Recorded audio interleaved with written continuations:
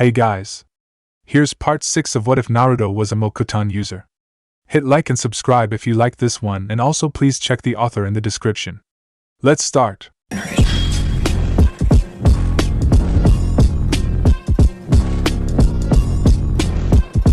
Chapter 15 Purpose. Light green eyes kept following his every move. What's wrong, Aesi? He asked, growing tired of the constant staring. Nothing, Kunemori-sama, Aesi replied calmly, although a slight pinkish hue was visible on her cheeks. Naruto wondered why. Had she stayed out in the rain for too long, and caught a cold? Can you at least just call me by my name, and cut it out with those honorifics? I cannot. The purple-haired girl inclined her head respectfully. Whatever, he just shook his head. I'm going inside, he pointed at the cabin. Do you want something to eat? I'll go fetch something, she bowed, already turning before he drew a wooden wall in order to halt her. I asked you if you wanted something to eat, not because I wanted you to fetch something, Naruto sighed. So stay. Or do I have to order you to stay? As you command, Kunemori-sama. Ugh, infuriating girl. My humblest apologies, Kunemori-sama. He glared at her, with a muscle in his jawline twitching a little due to his annoyance, at least until he saw the faint smile that she quickly hid. Not quickly enough, though. Oh well, if you're making fun of me, you're at least treating me as a person. That's some progress, I suppose. He shook his head and jumped up to the tree line, towards the cabin he had recently created on the training ground they occupied in Amigakure. Struggling to keep up with his speed, Aesi was slightly out of breath once she stepped into the refuge from the rain that was the tree cabin. What is it? Naruto once again asked. Why do you keep staring? Inwardly, he asked himself why she unnerved him so much. She wasn't glaring half as intimidatingly as Kakuya could, nor did she match Conan's impassive stare. Never mind that she was unable to match Pain's presence, yet this girl, a mere chunin in spite of her talent for Fuinjutsu, somehow managed to get under his skin. I was not mocking you, Kunemori-sama, she inclined her head slightly. It confused him. Why did it seem like she wished to say more yet didn't? She seemed to want to move closer yet kept her distance. Naruto knew he was unaccustomed to proper social interaction, but this girl was a mystery to him. He could see how she hid her awkwardness, yet it puzzled him why she'd even feel like that around him. She was such a composed and polite individual. What reason could she have to feel awkward during what was, for them, normal conversation? As you say, Aesi, he sighed, continuing to prepare their food. Judging by her expression, he hadn't chosen the right words. Then again, if she wanted him to say something, she should have made it clear what she wanted in the first place. He sighed and knew he'd have to spend more time on meditation if his mental balance could be shaken so easily. They had finished their meal in an uncharacteristic silence. At least, Ino realized, uncharacteristic for the Naruto she had known. Bright, busy, and lots of orange, that had been Naruto, her Naruto. This Naruto was turned out in bluish-gray, with only the brown-orange sash giving him some color. Now that she thought about it, her question about that sash had been the moment when Naruto had fallen silent. Daydreaming, she guessed, if she had interpreted the faraway look in his eyes correctly. Still, it was obvious that he had enjoyed his ramen, all 8 extra-large bowls of it.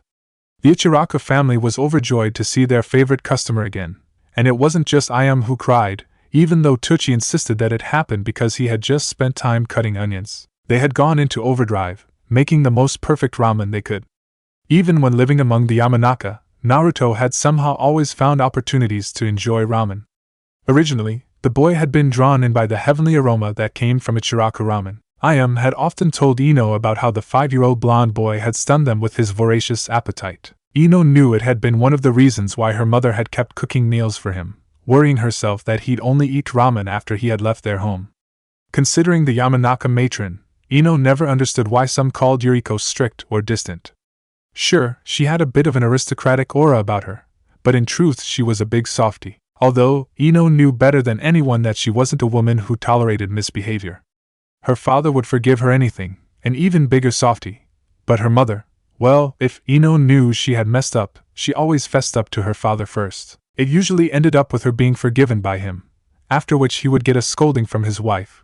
Once she found out what Ino had done, life had been simple back then. Even when she had been under the belief that Naruto had died, life had been simple, depressing, but simple.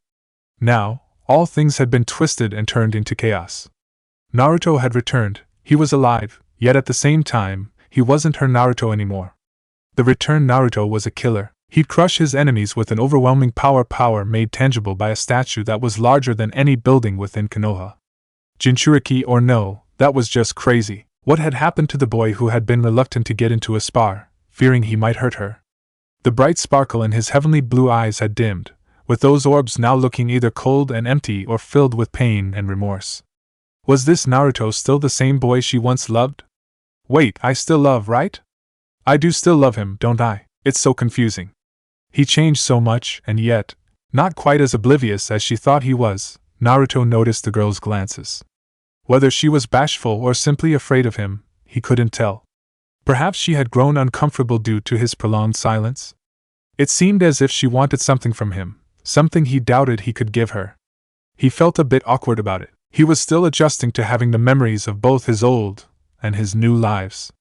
There were so many conflicting things in his mind, it was simply maddening. Also, there was the fact that Temari had poked the beehive that was his mind. Thoughts were buzzing angrily, doubts, hesitations, uncertainties. What was his purpose? He had wanted to give the one who had made him happy a happy life without worries, a world of peace and prosperity where they could grow old together. It had been a fool's hope. She had perished, leaving him alone in this cold and empty world. The ideas he once had, they now seemed like pathetic attempts at building castles in the sky. Still, he owed it to her to try, as he had promised Aesi he'd bring peace to the world, and he would. But how? Temari had made him think about it. His mind had been filled with thoughts of vengeance, and then those had been overturned by the return of his original memories. And now, how did he want to create peace? Do it as a rogue, forcing all the nations into peace simply because he was too strong for them? While he knew he didn't want to be bound again, like he was when he was Zetsu's tool, he also realized that Temari was right. All alone, he wouldn't change a thing. He could become a tyrant, ruling because none dared to oppose him, yet ultimately change nothing about the problems in their world. How would he create a lasting peace? How would he be able to end wars? Recalling Temari's story, Naruto wondered how Gaara had endured it all. Gaara had lived a life even worse than his, yet while Naruto had lost his way, Gaara had been able to push on.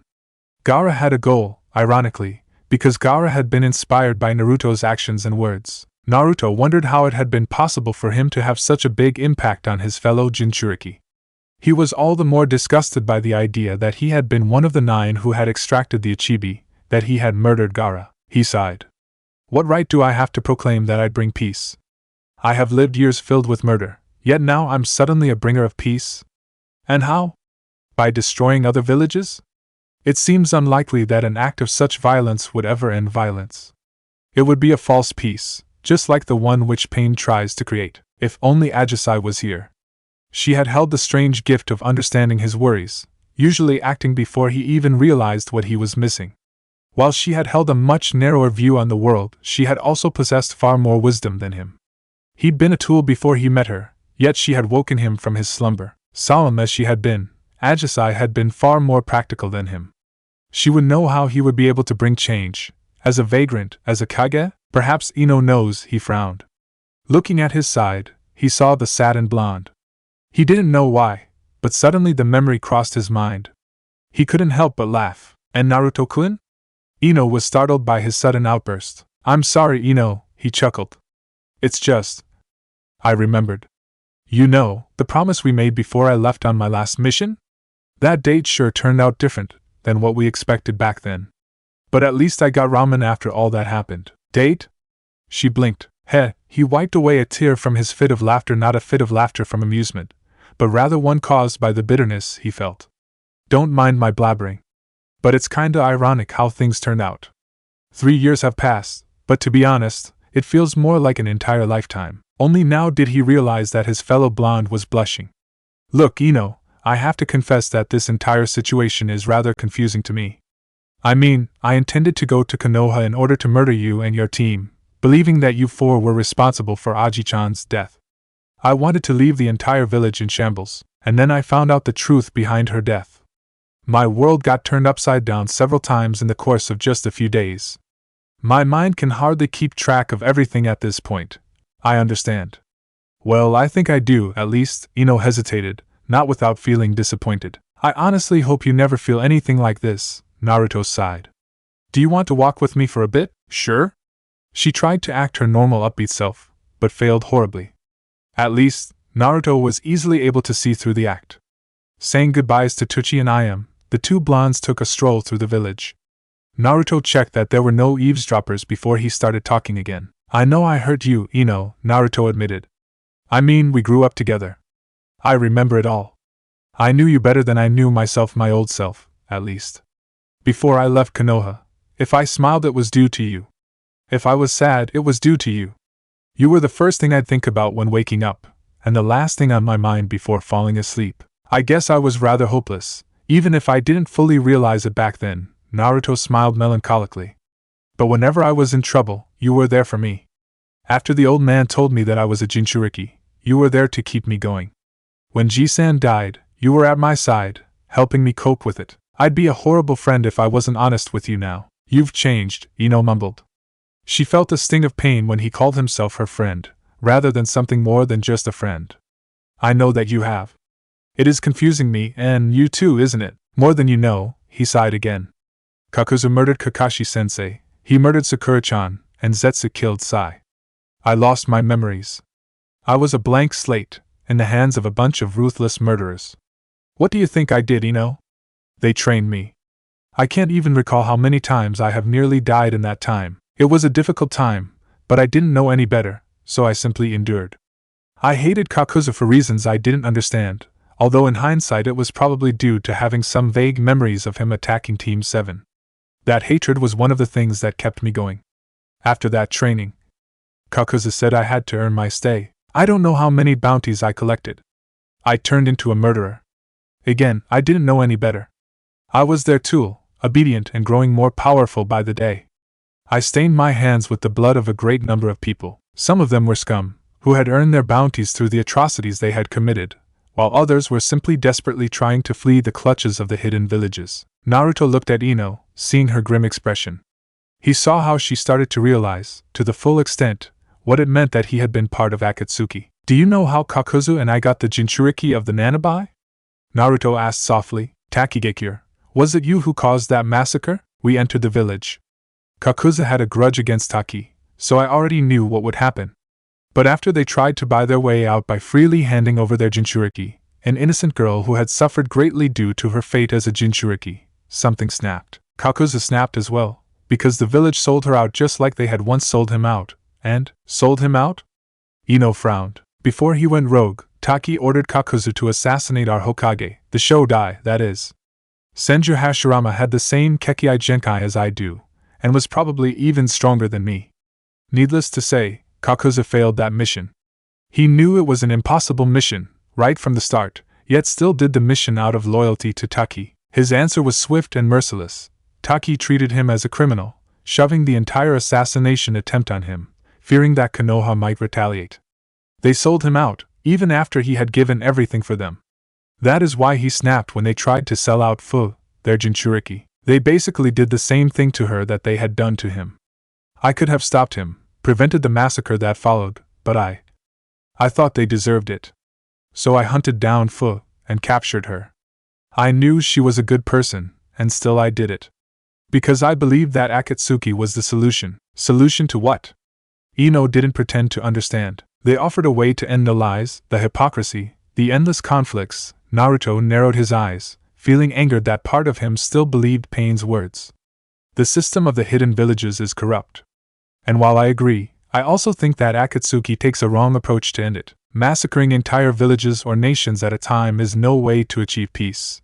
Sure, the sheer fear might force people into an awkward peace, but it would all be a lie, simply because that peace would be achieved due to the wrong reasons. An act of violence cannot end violence, and won't pave the path to the world of peace I promised Aji-chan. You still love her, don't you? I do, Naruto admitted without any hesitation. He knew he'd only make things worse for Ino if he lied about it. Giving her false hope would be unnecessarily cruel, and he valued her too much to inflict such pain. You now know what Zetsu and Kakuzu turned me into. I led an empty life. Aji was the first person who showed me that life entailed more than just that. Perhaps that is why things happened so quickly. I can't say why it happened that way. She was supposed to be my attendant while I stayed in Amigakure for training, but we fell in love. He looked at the 2 wooden rings he held at his fingers, one at each index finger, not knowing any other way to describe what had happened. We got engaged, and I promised that after the entire thing with Akatsuki had ended, well, you know what happened. Zetsu killed her, because I became more difficult to manipulate due to my feelings for her. He removed her. Or perhaps pain did, I'm not sure. And then, in the middle of that grief, I got my memories back. I lost the girl I loved, and then remembered the girl I loved before losing my memories. I remembered you, while I thought you were the one who killed Aji-chan. That pain was. He remained silent for a while, unable to put his feelings into words. Meanwhile, Ino was struggling to keep up with all the things she heard. It didn't surprise her any more that Naruto had changed as much as he did, if this was what he had suffered. His life had been horrible, and that girl had given him some happiness in it all. The death of Aesi had broken him, and the return of his memories at that point had done little to help him. If anything, they had made things worse. It nearly broke me. I honestly can't say what I feel at this point, Naruto finally spoke up. I know I love her, and I know I loved you before that, but right now I'm a mess. I guess it'll take some time for me to sort it all out. Although none of it changes the fact that I've become a tainted person, but you couldn't help it. They did that to you, you never wanted that, whether I remembered or not, whether I was taught and commanded to do what I did or not, I still carry the responsibilities for what I have done. I cannot and will not shift the blame of my actions to someone else. They are my sins, Naruto disagreed. The people I killed are dead regardless of who I blame, and died due to my actions. No, the only thing I can do for those people is to make sure that these things will never be repeated. I will change this world. The only question is, how? I'm not fit to lead anymore, am I? Ino heard the desperation in his voice. Putting aside that he couldn't say how he felt about her, not that she could say how she felt about him, Ino focused on the question he had actually asked, what to do. You always talked about becoming Hokage. Why give that up now? Ino frowned. I don't blame you for what you did, Naruto. No one who understood even a little of what you went through would. And what happened doesn't prevent you from being Hokage, does it? Why would the village accept me? You think Sunade-sama is perfect? Ino huffed. All the Hokages have done terrible things, or made decisions which would haunt them in their nightmares. A leader cannot be naive. You are strong, Naruto. Not just in terms of fighting ability, but also mentally. If you had not endured all that pain, you would not have known about the wrongs of our world, right? I'd say that your experiences only make you more suited to become Hokage. But, you know why you want to change things, right? Yeah, but, you know how Sunade-sama thinks about you, Ino cut him off. And you'll play a big role in the upcoming war, so the rest of the village will soon accept your strength as well. There isn't anyone in the village that even comes close to your strength, so what's to stop you from becoming Hokage? And wouldn't it be much easier for you to change things once you're Hokage? I don't know, Naruto sighed. I honestly don't.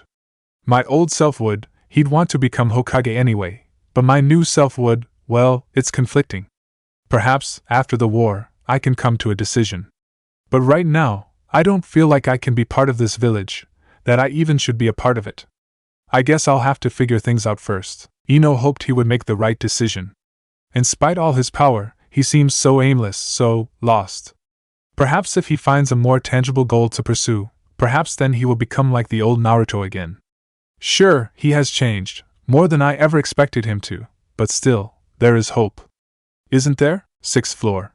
Room number, yes, this should be it. Having made sure that no one noticed her, Conan had sought out the apartment she was looking for.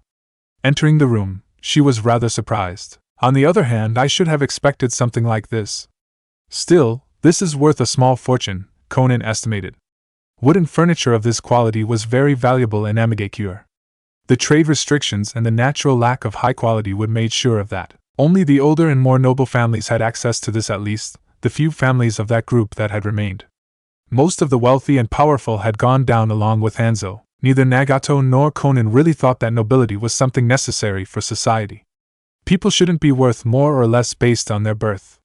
Nobles thought themselves to be better, but that was hardly ever true. The quality of a person wasn't determined by birth, as far as Conan knew. It was through their characters, their actions and intentions, that people showed their worth. The apartment wasn't big. It was enough for a single person, but too small for two. A dining table, a desk, a few chairs, a bed, a kitchen, it was all there. Naruto had done a great job at creating it all. It was a true testament of how well he controlled his ability. Or was it a testament of his love for Aesi? Conan couldn't say. Part of her felt wrong about entering the home of the already dead girl, as if she was disturbing something. It was a foolish notion, she knew, but still, Conan sighed. She regretted that the girl had died. She had tried to keep her away from Nagato, fearing that he'd use the girl against Kanamori, who turned out to be none other than Uzumaki Naruto, the Kyubi Jinchuriki who was presumed dead. Her hand gently swiped over the perfectly smooth wood, dragging the chair back so that she could sit behind Aesi's desk. For some reason, a notebook drew her attention. Actually, it wasn't even that hard to explain why she was here. Conan had looked at Aesi and had seen a younger version of herself, scarred by war yet still deeply in love. How long had it been since Yahiko died? How long since her heart had been shattered to pieces? Vengeance had dragged her through those times. Yet it had been apathy that followed, a lethargic state of mind which she abhorred even more than that preceding anger. Most of the kunoichi in which she had taken an interest over the years had turned out to be naive fools, yet she remembered the defiant look of a little girl whose hometown had been raided. That girl had lost everything she held dear, yet still somehow those experiences had not robbed her of the ability to think straight. Conan had kept track of the girl's progress. She had grown silent, solemn, hiding behind a stoic facade which she only rarely dropped. Yet still that girl was able to keep an open mind, judging people as individuals, yet not by the nation they were from. Her hatred didn't control her mind. Combined with the girl's unwavering faith and her growing prowess in Fuinjutsu, Conan had thought of that girl first when she needed someone trustworthy to look after the Mokuton user who had stayed in Amigakure at the time. Could I have spared her if I had assigned someone else? Or would the two have fallen for each other regardless of my decision? Conan wondered. Despite her experience, despite standing so close to someone who wielded the Rinnegan, Conan still couldn't tell whether mankind was merely doing as fate dictated, or if they lived in a world of chance. In the end, she figured, it mattered little whether choice was an illusion or not, as things would happen the way it would happen regardless of such ideas. Opening the notebook, Conan lifted a brow in surprise. The girl had been talented at Fuinjutsu, so of course she would have had a firm hand. The quality and detail of Aesi's drawings, however, had not been something Conan had expected. The girl had seemed pragmatic, not the type who'd have an interest in the more artistic side of human nature. Obviously, Conan had been mistaken. The drawings of landscapes, both from Amigakure and surrounding nations, all places which the girl would have visited during missions, were impressive enough. It was, however, the portraits that captivated her. It is odd to see a drawing of yourself, Conan mumbled absent-mindedly. Yes, there were drawings of Fu and Swearin, Aesi's teammates, but most of the portraits had been of Conan, mostly with angelic wings. Oddly, there was also a drawing of a girl from Konoha, one who had her hair styled in two buns, in what seemed to be a desert-like environment. Flipping through the pages felt as if she was scanning through Aesi's life. How fitting it was that the last drawing, albeit an unfinished one, depicted Naruto. A serene smile, tender yet also with a hint of sadness, adorned his bewhiskered face. His radiant eyes stared at something beyond the drawing, almost dreamingly. Why did this have to happen? Conan grimaced. Why did she have to die? Of everyone in the new generation, she held the most promise.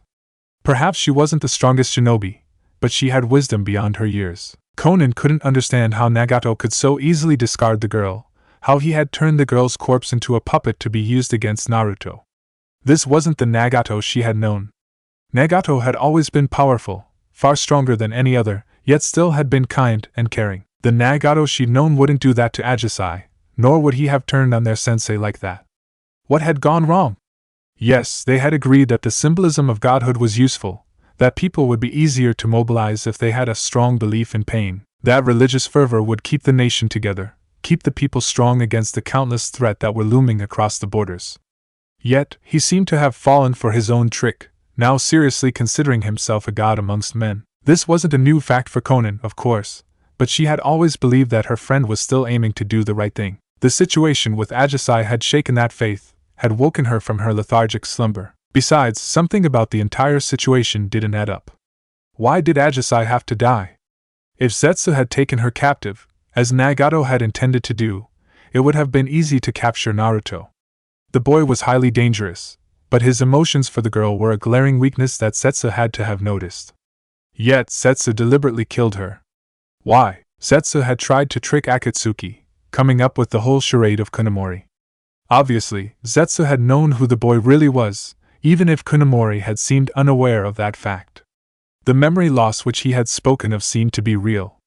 Was killing Aesi a failed ploy to take control over the boy? After all, Nagato had seen through the facade, had seen Naruto for who he was. What was it that Zetsu planned to do with Naruto? It can't be that he intentionally put Naruto up against Akatsuki, did he? Conan groaned in annoyance. Why hadn't she considered this before? Of course that had been his intent. Zetsu couldn't control Nagato, so he tries to have him killed? But without the Rinnegan, wait, what did Nagato and Zetsu agree to do with Madara's body? Black Zetsu once said he was Madara's will. Would he be scheming to have Madara revived? If Nagato would be pushed back too far, if the situation would grow desperate enough, he might just resort to that. I know Nagato doesn't trust the Uchiha, but if he is faced with a situation that leaves him no other option, being used to the likes of Haiden, Orochimaru, and Sasori, it didn't even seem that odd that such a legendary figure as Uchiha Madara would have been obsessed with immortality. In her experience, those with power always craved for more power, resurrecting the body which Orochimaru had created with the otherworldly abilities of Nagato's Rinnegan might just give Madara what he wanted. But that would be a wholly different plan than what Nagato intended to do to create world without war. I cannot allow Zetsu to continue this. Conan stood up, and after some hesitation she took the sketchbook. After this situation was resolved, this apartment would be cleared for the next inhabitant. It would be a waste if this book was thrown away. This was the legacy of Aesi, a relic that reminded Conan of how she had failed the girl. Files were piled upon files. Her desk was a mess. But unlike normal, this time there was actually a lot of interesting information to be found. There were Soiran's accounts of Amigekure, for instance. Shikaku and Inoichi had compiled all the information they could get from someone with her clearance, effectively having the entire layout of AIM and its surroundings. Added to this was Naruto's information regarding the locations, as well as some very specific methods to enter those locations, where Akatsuki was known to have their hideouts. Naruto had seen a lot thanks to his travels at Kakuzu's side. What interested Sunade most of all, however, were the documents which Inoichi and Ino had given her, the rudimentary psychological profile of Uzumaki Naruto. While she was aware that Ino was a rather biased source, Inoichi mostly seemed to agree with her. Naruto was exceptionally strong, yet also very upset. And who wouldn't be? He lost his memories, got turned into a tool of slaughter, only to get his memories returned to him. On top of it all was the matter of how he had lost his fiancée. While it had been a rather short romance, Ino hinted that it was a strong one, to the point that Naruto still openly admitted he loved the girl. Although another part of him, she sighed, knowing how much that had to have hurt the poor Yamanaka. But Sunade knew better than most that the heart was rarely controlled by reason. The long aftermath of Dan's death was a not-so-pretty reminder of that fact. With another sigh, not in the least because of her annoyance that she couldn't drink in these times, she looked up at the portraits of her predecessors. "It's your kid, Minato. What would you do? Or you, sensei? You cared about the brat as if he was your own grandson," she mumbled softly to the four faces. "You two would have cooked up some brilliant plan and got him back aboard. He's the strongest shinobi that Konoha has, yet the life he's been through has made him distrust everything. You, or Tobiramaji-san, would have known a way to reach him. Not to mention you, Hashiramaji-san, you would have known how to heal his torn heart. I'm sorry I don't have a heart as big as you, or brains like those of the others." Dejectedly, she closed the file and put it back in her drawer. The tinkling sounds of the closing drawer only served as a reminder of who she was. She wasn't wise, brilliant, ingenious, or amiable. Sunade only saw herself as an old drunk, bitterly reminiscing about the past, longing for those she had lost. She only got the position due to a lack of alternatives, because Jiraiya had refused it, because Danzo would be far worse, because Minato, who should have still had the hat, had died before his time. She didn't see herself as a beacon of strength or hope. Sure, Sunade knew she outclassed almost all of Konoha's shinobi, with possible exceptions such as Mato Gai, but that didn't mean she deemed herself fit as a Hokage. "I only accepted the damn job because I thought it would merely be for a few years. When the brat would be old enough, I'd step down and he'd take my spot. But now, he said he didn't want to become anyone's pawn ever again. He'd only fight alongside Konoha, not as one of its shinobi. What should I say to get him to trust me again?" Someone knocked at the door. Sunade scowled. It wasn't Shizen, she could hear it by the sound of the knocking. Yet, she had expressively stated she did not want to be disturbed until it was time for lunch.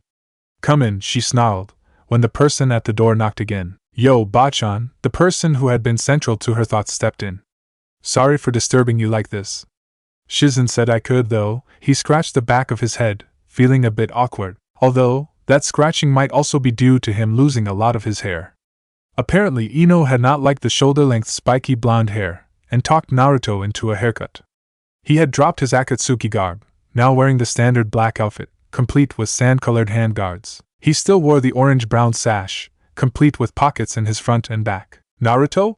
Sunade blinked sheepishly. I see Ino didn't agree with your choice of clothing? Nor my hair, Naruto scowled a little. She's just as bossy as I remembered her to be. Anyway, that's not why I'm here. Then why are you? She honestly did not understand. Do you think I'm still suitable to be a shinobi of Konoha? Naruto twitched a bit, not wanting to show the amusement he felt, or rather, Kurama's amusement. The deep chuckle of the nine-tailed fox was bellowing through Naruto's skull. In their defense, the stupefied look on the Senju's face was rather comical to behold, but he didn't want to give her the idea that he was making fun of her. Not yet, at least. But I thought, Sunade started, before stopping herself. Take a seat, brat. Rummaging through another drawer, she wondered how many drawers does my desk have? Not enough to hide all the paperwork. She took out an item. She threw it at him. Bachan? Naruto frowned. She hadn't given an answer to his question, instead throwing an hitayate at him. Of course I'm thinking you're fit to be a shinobi of Konohagakure, Sunade smirked. What kind of idiot would argue otherwise? I bet you'll become as strong as my grandfather was, she nodded at the portrait of Hashirama. If not stronger, considering that you're the son of the Yondaime, and the Jinchuriki of the strongest of the Bija. Yeah, but I'm not exactly pro-Konoha, Naruto frowned. What I want isn't what many within Konoha will agree with, and I'm not going to allow myself to be stopped by petty politics. I've seen too much of what the hidden villages do. I want this war to be the last. All these pointless grudges, all coming from these endless conflicts, I'll end them all. And if people don't want to stop, I'll be the one to stop them. So you wouldn't be willing to listen to your Hokage? If it is within reason, I'll listen. But I swore that I would never allow myself to be used as a tool again. I aim for peace, and I'll follow you if you have the same goal. If, however, you want to continue this stupid situation, I'm afraid I will not be able to listen. Naruto wasn't kidding around. His expression was grim and serious, his blue eyes calmly looking into hers. While he agreed with Kurama's reasoning that joining their ranks would avoid a lot of unnecessary distractions, he wasn't exactly planning to be pinned down by whatever position or regulation the village wished to shackle him with. But first we have this war. Yes. If we lose it, none of my wishes matter, Naruto shrugged. The shinobi world would be destroyed, trampled under the might of the Jubi. What if we win? Sunade questioned. You wanted to take on Akatsuki's leader, didn't you? Yes. So if we win, you'd be hailed a hero. Hopefully not, Naruto scowled. After all the things I did, after how I contributed to Akatsuki's goals, no one should call me a hero. You did what others manipulated you into doing, Sunade disagreed. But this war, it would be your way of fixing what you did wrong. The dead remain dead, though. There's no changing that. Naturally, Sunade admitted. But humanity at large is strange. Do you think people remember me for my mistakes? That they recount all the people that I failed to rescue? No, they think I'm some sort of hero, even when I know better. Along with Jiraiya and Orochimaru, I was praised to no end. The same will happen to you, kid. They'd create their own lies to believe in? People would rather believe in lies than accept the truth. But that isn't my point. My point was that you'd become a hero to the people. How would you like to take my hat? You too, Bachan? Naruto sighed. Temari, Ino, and now you too?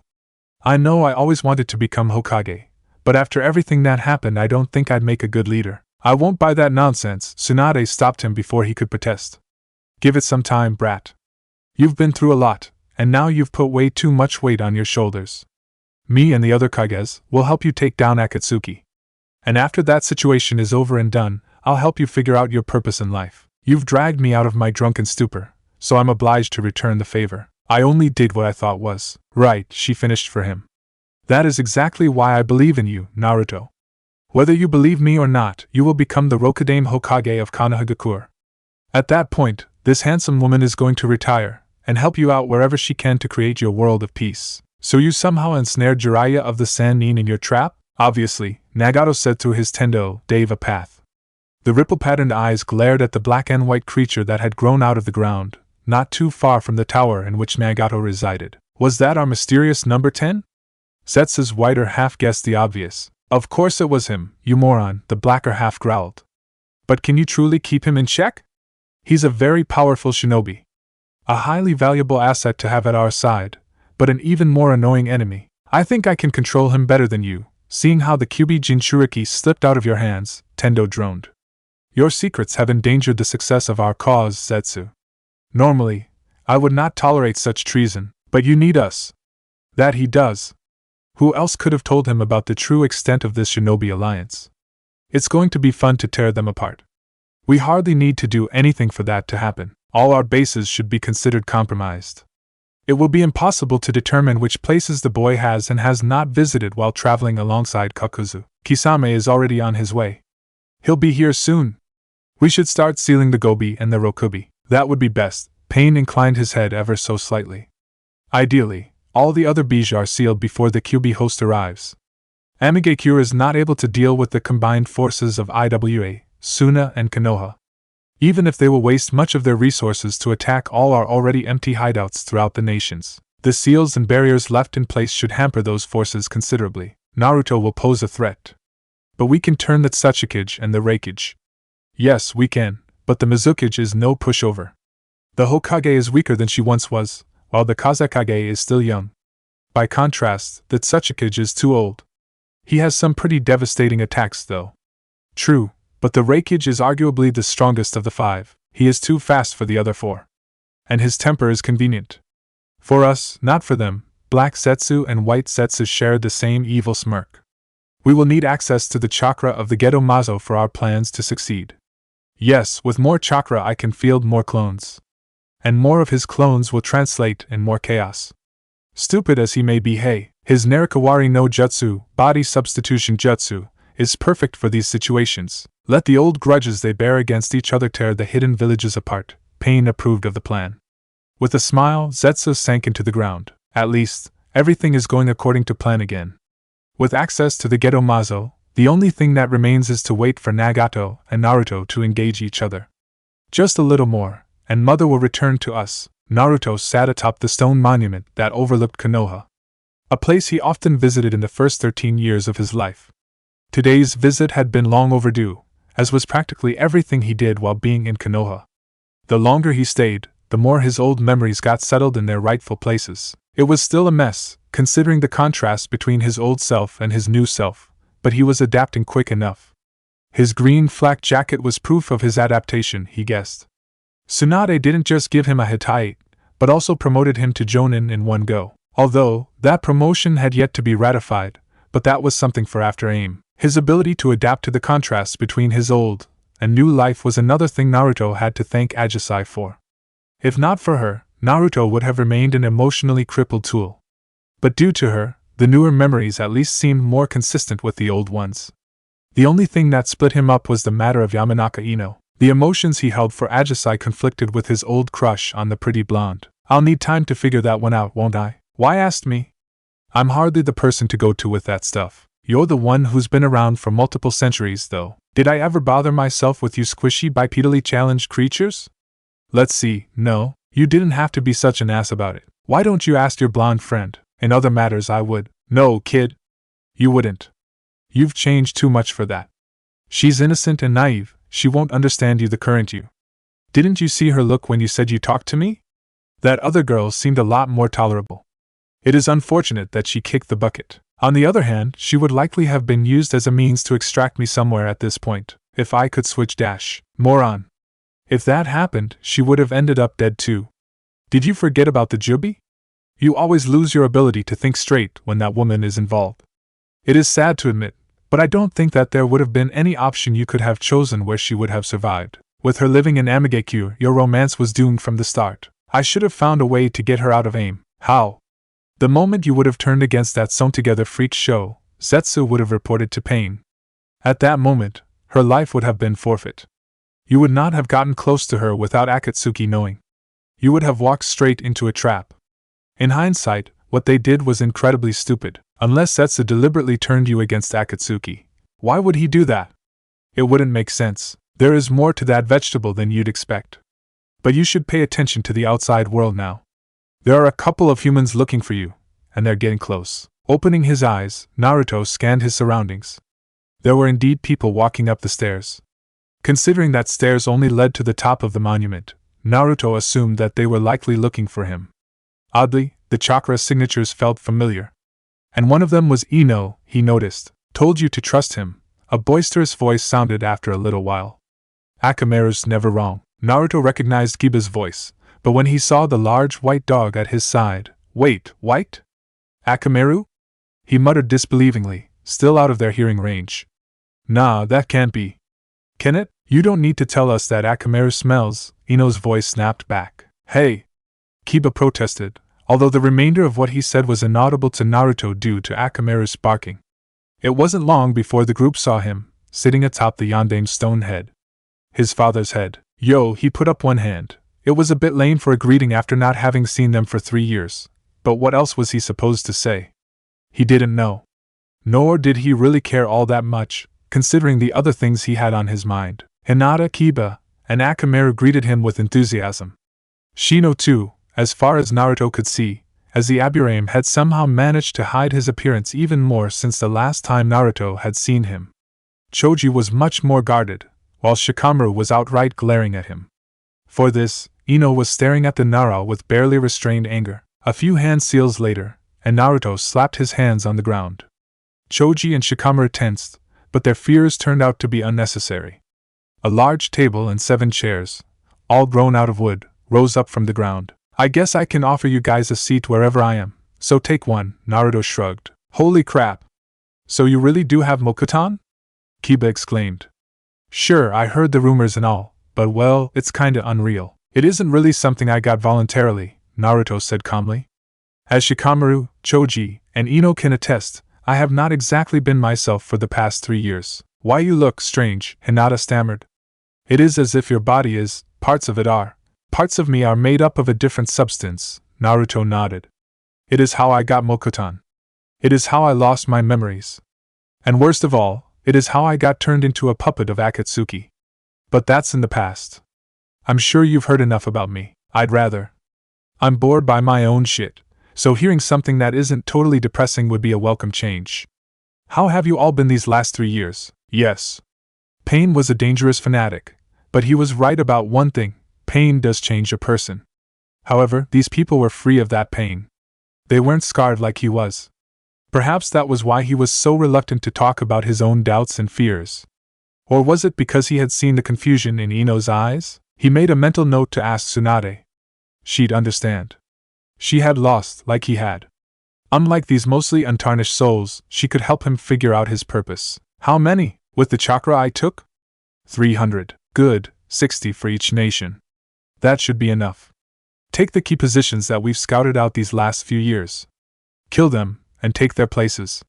Then, start spreading the rumors according to what we've discussed. You sure we should draw Kumo into this as well? The Reikage won't hesitate when he hears that his little brother was taken to aim. Feeding his fears that IWA intends to extract the Hachibi for their own purposes would only increase his haste. We need confusion. Just leave a few of your clones, disguised. Make it seem like Kisame was ambushed by IWA troops. If the Reikage thinks he has found the corpse of his brother, that impulsive fool is bound to do something stupid. That Setsukage still seems confused, by the way. Any luck figuring out what happened to him? Only one who knows is his granddaughter, and she refuses to talk about it, Zetsu sighed. Still, something happened in Konoha. He's off. Also, it seems like Naruto-kun made quite the impression there. IWA is in complete disarray. Apparently they know he's the son of the Yondaime Hokage. Then they'll inevitably turn on Konoha. Any luck with Suna? No, not yet. Kiri was better though. Apparently Mei-chan didn't finish the job thoroughly enough. She left some of the old loyalists alive. I'm currently causing division among their ranks by framing the old supporters of Yugura's reign for a few murders. That is a surprisingly good idea. Well, it kinda happened when someone found one of the corpses of my victims, Zetsu laughed awkwardly. I played along with the idea, and added to the mistrust by repeating it a few more times. Kiri isn't exactly unified. Oh well, it is good enough for improvisation. I did not anticipate that Kiri would be so cooperative. Especially considering how Naruto was the one to take down Yugura. But this works too.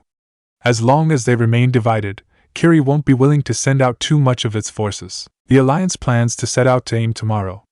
They've dispatched teams for the hideouts as well. I think they are planning to strike all spots at the same time. It will be in 3 or 4 days tops. That is good. Then they won't figure out that the hideouts only act as diversions. At least, it will be too late for those scattered forces to join the attack on AIM once they figure out they've been played. Even with Pain, Conan, Kisame, and Jiraiya, it still seems like we're outnumbered. The forces from AIM are too weak, even if they do have a home field advantage. Why do you think I wanted you to create even more chaos than we had originally planned? If one of the Kage turns on the others, we will have the upper hand, and once Nagato and Naruto have weakened each other, the board is set, the pieces are moving, all to one place. And none of them know it will be a game played by our rules, not until it is already too late. Then there won't be anyone left to stop Mother. Chapter 16, Dawn. Sunade looked around with a raised brow. Fires had been extinguished, but several of the poorly constructed buildings were still smoking and smoldering. While it wasn't the first abandoned village she had seen, considering how civilians tended to make distance between them and the invading army, Sunade wasn't expecting to see a village so pillaged. It had been years since she last set foot in the nation, as Amigakure had been very isolationistic under Hanzo's rule. In fact, the Senju thought that the battle between her team and Hanzo, the day they received the honorary title Sanin, had also been the last time she had been here. Back then, the entire nation seemed to be a battlefield. Shinobi from AIM, Suna, IWA, and Konoha had all fought there, so it followed that the civilian population had been impoverished back then. However, Sunade had expected that things would have changed for the better. This village is the meeting place, isn't it? It is, Sunade-sama, Shizen nodded. Apparently the Kazakage and the Mizukage are already there. We are slightly behind schedule. What happened here? Were our forces attacked? I do not know, Sunade-sama, Shizen shrugged apologetically. But Sunade could see that the young woman noticed the same thing she did. All of the shinobi that moved through the village acted skittishly. Several carried corpses, others were busy clearing rubble, but none of them stayed too long in the central square of the small village. It hadn't been much of a square, being just barely enough to offer room for a market where people could buy and sell their wares. Today, nothing was sold or bought, however. Today, the little square had become a gruesome place. No wonder everyone was avoiding it. Sunade was confused, and halted a passing genin, a man in his early 30s. The man almost buckled over when his Hokage addressed him. What is going on here? Punishment, Hokage-sama. Punishment? What madness is this? She shouted, pointing at the corpses. 4 shinobi had been impaled, their corpses left to rot. Konoha shinobi, Sunade noticed. Who did this? He did, a highly annoyed voice sounded. Shikaku walked towards her, pointing at the one behind him. She excused the genin, who hurried away, not looking at the blonde who followed after Shikaku. I did, Naruto nodded. And I'd do it again. Why? Sunade clenched her teeth. You'd better have a damn good reason to. Rape. Theft. Barbarism. They were pillaging this village, Bachan. They were murderers and thieves. I told you why I accepted this Hittite, and I abide by those words. I fight for a peaceful world. Those men were enemies to that world. Attacking innocent civilians is in no way excusable, no matter how this bloody Nara tries to justify it. I told you that we need to cut off any supply line to AIM, in case this conflict is dragged out. Those men were simply they interpreted their orders the wrong way. They were savages, Naruto spat. If Konoha's top strategists can't even condemn their actions, I wonder if I'm not fighting for the wrong side. Let's move. Temari and Mei are waiting, not waiting for an answer, even though Sunade and Shikaku were technically his superiors. Naruto stalked off to one of the few buildings that hadn't been torn or burnt down. Shizen-san, you might want to go to the east side of the village. We've set up a small field hospital. Shikaku hesitated. Some of the civilians were still alive when we came here. They were a scouting party that I had sent ahead to ensure we wouldn't be ambushed here. The way they treated the families that hadn't fled at that point was, well, his actions were wrong, but Naruto was correct in that those men deserved punishment for their actions. Publicly executing them in this way, however, was a wrong decision. It might undermine morale. I'll talk to him later, Sunade sighed wearily. You, she pointed at 2 Umbu who remained nearby. Take away their Hittite and burn the bodies. The registration number engraved on the forehead protector would help ensure notification of their next of kin once this war was over. Whatever their crimes had been, Their families deserved to know that they had fallen. I'll go to the field hospital, Shizun grimaced. She pitied the poor souls who had been caught in this mess. Sometimes, in her most intoxicated moments, Sunade had spoken about the wars which she had experienced. Shizun had not expected it to be as horrid as Sunade had described it. Jonin or not, waging an open war like this was a rare thing for a shinobi. But seeing this mess made her realize that this situation was going that direction. They were truly going to war, along with all the atrocities attached to the act. Worst of it all, it showed Shizun that what Sunade had told her was actually true. If this happened before the war really started, what kind of thing would happen during it? Knowing her better than any other, Sunade saw how the kind-hearted woman felt. The younger shinobi only know the skirmishes that occurred during peacetime. Aside from those who had participated in the last war when they were still children, the shinobi of this generation know only the bloody battles between rivaling squads. But war is something completely different from that. This would be on a far grander scale, more brutal and traumatizing than anything they had experienced up till that point. Shikaku is right. War is upon us, and the last thing we need is for our own forces to be demoralized. Damn, Brad is as impetuous as ever. Why didn't he think this through? The long wait before the war always brought up tension. Worse, even, was that this time they were battling Akatsuki, an organization of infamous S-ranked shinobi.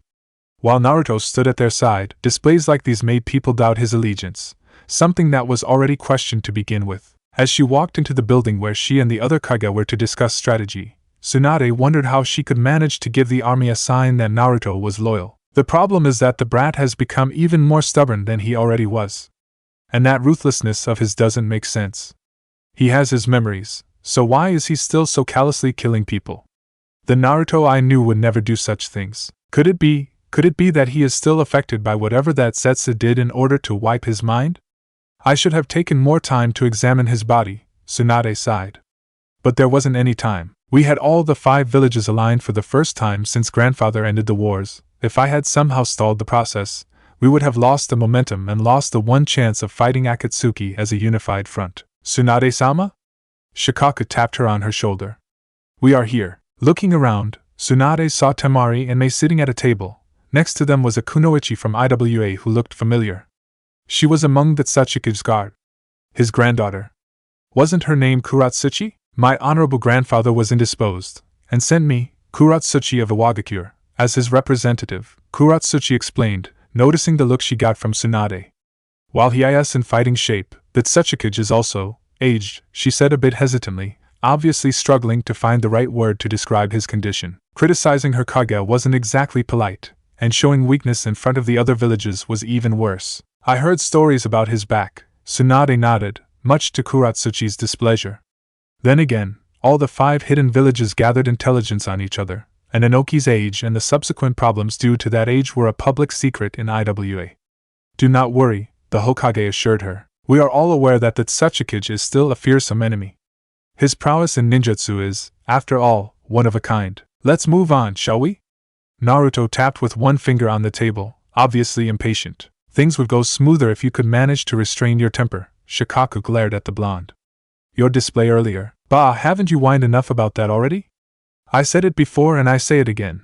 I do not forgive anyone who acts like that, Naruto growled. That is why this war needs to be over as soon as possible, with as few casualties as possible, because we are here to stop Akatsuki and not to cause even more grief to this already scarred nation. The misguided people of Amigakure, brought together by suffering, do not deserve to pay for the sins of its leaders. While I agree that the people who you murdered deserve death, I do not agree with your methods. Murder is not justice. We have rules and regulations to deal with criminals. Shikaku did not relent. Your actions struck fear in the hearts of our shinobi. Your imprudence created whispers that you cannot be trusted. I'm sure you are exaggerating about the latter, Shikaku-san, Temari sighed. You know better than most how highly Jinchuriki are regarded, Temari, Naruto chuckled, although the bitterness was clear to be heard. He had not forgotten how people had always been wary of him when he was a child, how they always expected him to fail and lose control. You are intelligent, Nara, so you should be aware of what caused Akatsuki to rise. It was those precious rules and regulations of yours.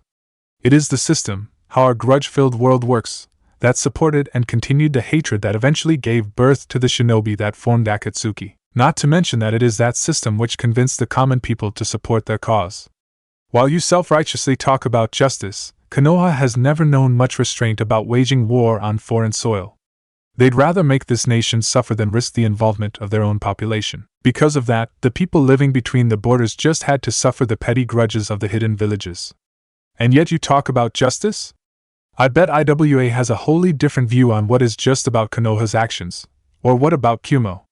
Or Suna? If the world was just, then Konoha and all the other villages should all suffer for their sins. Naruto raised a hand when Tsunade bristled. Not that I seek such justice, Bachan. Do not worry. I'm not that narrow-minded. I seek peace. I'm tired of fighting, tired of the hatred. I seek an end to all these petty grudges, an end to all the conflicts which drive the shinobi system. So you still support Akatsuki, Shikaku concluded. If you wish to end all strife, then you would ruin the shinobi system. If you want to enforce peace, you would need to be a dictator who rules over the entire continent. And without conflict, the daimyo would not spend as much money on our village as he does now. My peace would endanger your way of life, to some extent, Naruto shrugged. Regardless, even without wars there will still be renegades and bandits, and there would still be many missions that do not involve conflicts with other villages. The hidden villages would remain as they are necessary for the safety of the people. If you would want to cooperate with each other, peace would not be that difficult. After all, if the 5 greatest shinobi villages worked together, what military force would be capable of resisting it? An alliance would be an interesting idea. If we could find a way to make it last, Mei spoke, for the first time since Sunade had entered the room. Before Shikaku could utter another word, she cut him off. Kirigakure is more familiar with war than most other villages, due to the recent and bloody civil war we had to endure. While peace would be detrimental to our finances on the short run, it is but a small sacrifice. As far as I see, the costs of war outweigh the benefits of profiting from fear. It would require us to set aside our grudges, however. Temari looked at Kuratsuchi. Suna would be willing to try, if IWA would stop harassing our borders. I thought we were here to discuss strategy. The IWA Kunoichi scowled. Don't get me wrong, the idea of peace sounds nice and all, even though my honest opinion is that it is rather naive. But I have no say in this matter. I am not Tsuchikage. My opinion, whether I'm in favor or not, simply doesn't matter. So I humbly apologize for the fact that I cannot speak on behalf of my village in this matter. Sunade could hear the unspoken yet in that sentence. Still, the young woman had a point. This was a meeting for strategy, even if Naruto and Shikaku had derailed it. I do hope the murder and rape of civilians is not considered strategy. Naruto glared at Shikaku. One was talking out of emotion, the other out of logic. One was recklessly focusing on the short term, while the other had a habit of planning years ahead. It was no wonder they conflicted. Tsunade grimaced, promising herself to keep the two separated from now on. The Nara was usually too lazy to get really agitated like this, but at the same time, he was well aware of the responsibilities he had. Leading the Jonin, Shikaku effectively led the backbone of Konoha's military force, even though the Umbu fell out of his jurisdiction. Enough. Both of you, Tsunade barked. Naruto, you agreed to wear the leaf symbol, so act in accordance to your rank, Jonin. As you wish, Hokage, Naruto said icily. The Senju was taken aback by his tone. In that case, you should inform your strategist that this Jonin will fight with the skills of a mere Jonin if he doesn't take measures to prevent things like these from happening. His cold blue eyes stared back at Tsunade's angry brown orbs. Both knew that this alliance needed Naruto to fight at full power. If Pain was as strong as he was said to be, if after the power he had displayed earlier, even Naruto admitted that he did not believe himself to be able to defeat Pain in the event of Conan, Kisame, and Haiden interfering. This is a discussion we shouldn't have in front of other Kage, Shikaku grimaced, rubbing his temple to soften the effects of an upcoming headache. Open insubordination like this, from a warrior as strong as Naruto, was a sensitive topic as it was. Doing it in front of these foreign leaders, however, made the situation exponentially more troublesome. I do not mind, Mei smiled a little too sweetly. If Naruto-san had been blindly loyal to his village, I would have been more apprehensive about the future of my own village. Besides, this is the same unruly and unrefined Naruto that I already knew, Temari chuckled. He never seemed to care that much about rules anyway. Though, I must agree that it worries me that he has grown more ruthless. Blame Zetsu and Kakuza for the latter, Naruto mumbled. So how are we going to attack? I still think that I should lead the vanguard. That would be unwise. You and the Gakage should stay out of the battle until the members of Akatsuki get involved. We do not know how strong they are, so wasting chakra on weaker opponents could turn out detrimental on the long run. Shikaka fell back into the familiar patterns, and professionally started laying out the strategy which he had worked out based on what the Gakage had agreed during the summit in Konoha. Shikaka explained how their combined forces would surround Amigakure, at which points their Jonin would break through the defensive lines which AIM had created, and more, much more. The most important part to Sunade was that there would be sensors who'd notify her and the other Kage when a member of Akatsuki was sighted, or Naruto in case someone with the Rinnegan was seen. Aside from that, Sunade had ensured that those closest to her, Shizen and Ino, would remain away from the front lines, as they would focus their efforts on healing the wounded. As such, Sunade only listened with one ear, her mind mostly preoccupied with other worries. Naruto's brash behavior was one of those worries. Her failure to get into contact with Jiraiya was another major one. Before Shikaka could end his explanation, however, Ino interrupted the meeting. Panting and sweating slightly, sighing she had hurried to get there, Sunade instantly paid full attention again. Kumo has come, the Yamanaka uttered. The Reikage and a small force of Kumo Jonin are approaching from the east. That wasn't supposed to happen. The Reikage was supposed to be the one who coordinated much of the attacks on the hideouts of Akatsuki. Considering the distance, Kumo had not been expected to take a part in the battle against Amigakure, especially not when the Reikage was preoccupied with finding his little brother, the Jinchuriki of the Hachibi. Why is the Reikage here? Sunade frowned. He agreed that he would lead the attacks on Akatsuki's hideouts. Mei wasn't sure what caused this change of plans. Kiri and Kumo did not border AIM, which had been reason for Mei to bring a smaller force along. Although in truth she did not dare to weaken Kirigakure too much, as there always remained a threat of the civil war resurfacing. Due to the threatening descent, Mei had been forced to leave some of her most trusted, and strongest, shinobi behind, rather than joining the war in full force. The Reikage had agreed with that line of reasoning, albeit with different priorities in mind. If Kumo were to come with a display of force, and join the war anyway, Kiri would be the village seen as the weakest once the war was over, at least, in the eyes of the civilian population. I do not know, Ino apologized. The Reikage and his forces are roughly 2 hours away from Iwa's encampment. Then I will return to the Tsuchikage and inform him. Kuratsuchi stood up. As far as I am concerned, the attack can commence as planned. Either my grandfather or I will inform the Reikage once he arrives, and we will use his forces to bolster our ranks. That seems like the best solution, Shikaka nodded. If there had been urgent reasons for Kumo to come, we would have received a message already, so we can safely assume that they are only here to join the battle, which is good. The Reikage is strong, and will be useful once Akatsuki shows itself. The Reikage is strong, his presence will be useful. It still sounds like a risk to drag him into the battle. Conan was visibly annoyed by the upbeat way in which Zetsu had announced that the last of the 5 Kage was also approaching the battlefield. It isn't. He thinks that IWA is targeting his little brother. And we've given him some proof. He won't be too pleased with IWA. At all. Very well, Tendo droned. Commence. Naruto will notice you on his side of the battlefield, so we will deal with Konoha's forces. I leave it up to you to create chaos among Iwa's troops, and when the Reikage arrives, the chaos will be complete. Conan, you can take Jiraiya and Kisame with you. I will deal with Naruto personally. Not having any distractions during your battle would be for the best. Naruto's power has grown in strange leaps up till now. Who knows what he is capable of now? This situation would have been so much easier if you had not tried to deceive us, Zetsu. Conan's voice was cold enough to make even the less intelligent half of Zetsu shiver. It matters little at this moment. Pain's rippled eyes nonetheless narrowed when looking at the dual-colored humanoid. Even in the unlikely case Naruto that proves to be too powerful for the combined might of the Rinnegan, we still have a backup plan. Zetsu failed to notice Conan's pensive look. Perhaps if he had, Black Zetsu would have made some minor alterations to his plans. Now, about respawning this Toby, Pain continued. Toby is ready, Black Zetsu said smoothly. I'm sure it would be much easier to fight Naruto if you regained your ability to walk. The vulnerability of your real body has always been your greatest weakness, Nagato. In an attempt to suppress his agitation, Naruto tried to meditate. Every time he closed his eyes, however, he saw the helpless civilian girl forced down on the ground, assaulted by. Stop it, he slapped himself on the head, feeling his anger boiling up once again. You might as well stop trying to calm yourself, brat. It is pointless. You are too angry right now, you're right. Perhaps I shouldn't have lashed out like that during the meeting, you think? Was Kurama's sarcastic response. If they weren't scared shitless of you before, you managed to achieve just that. by slaughtering those pieces of trash. When I saw what was going on, I remembered the story that Aji-chan told me, how her sister was killed, which, in turn, reminded you of the girl herself, Kurama said calmly. And the possibility that she could have met such a humiliating fate. Yes, Naruto admitted, after some time. I would suggest you find something else to focus on.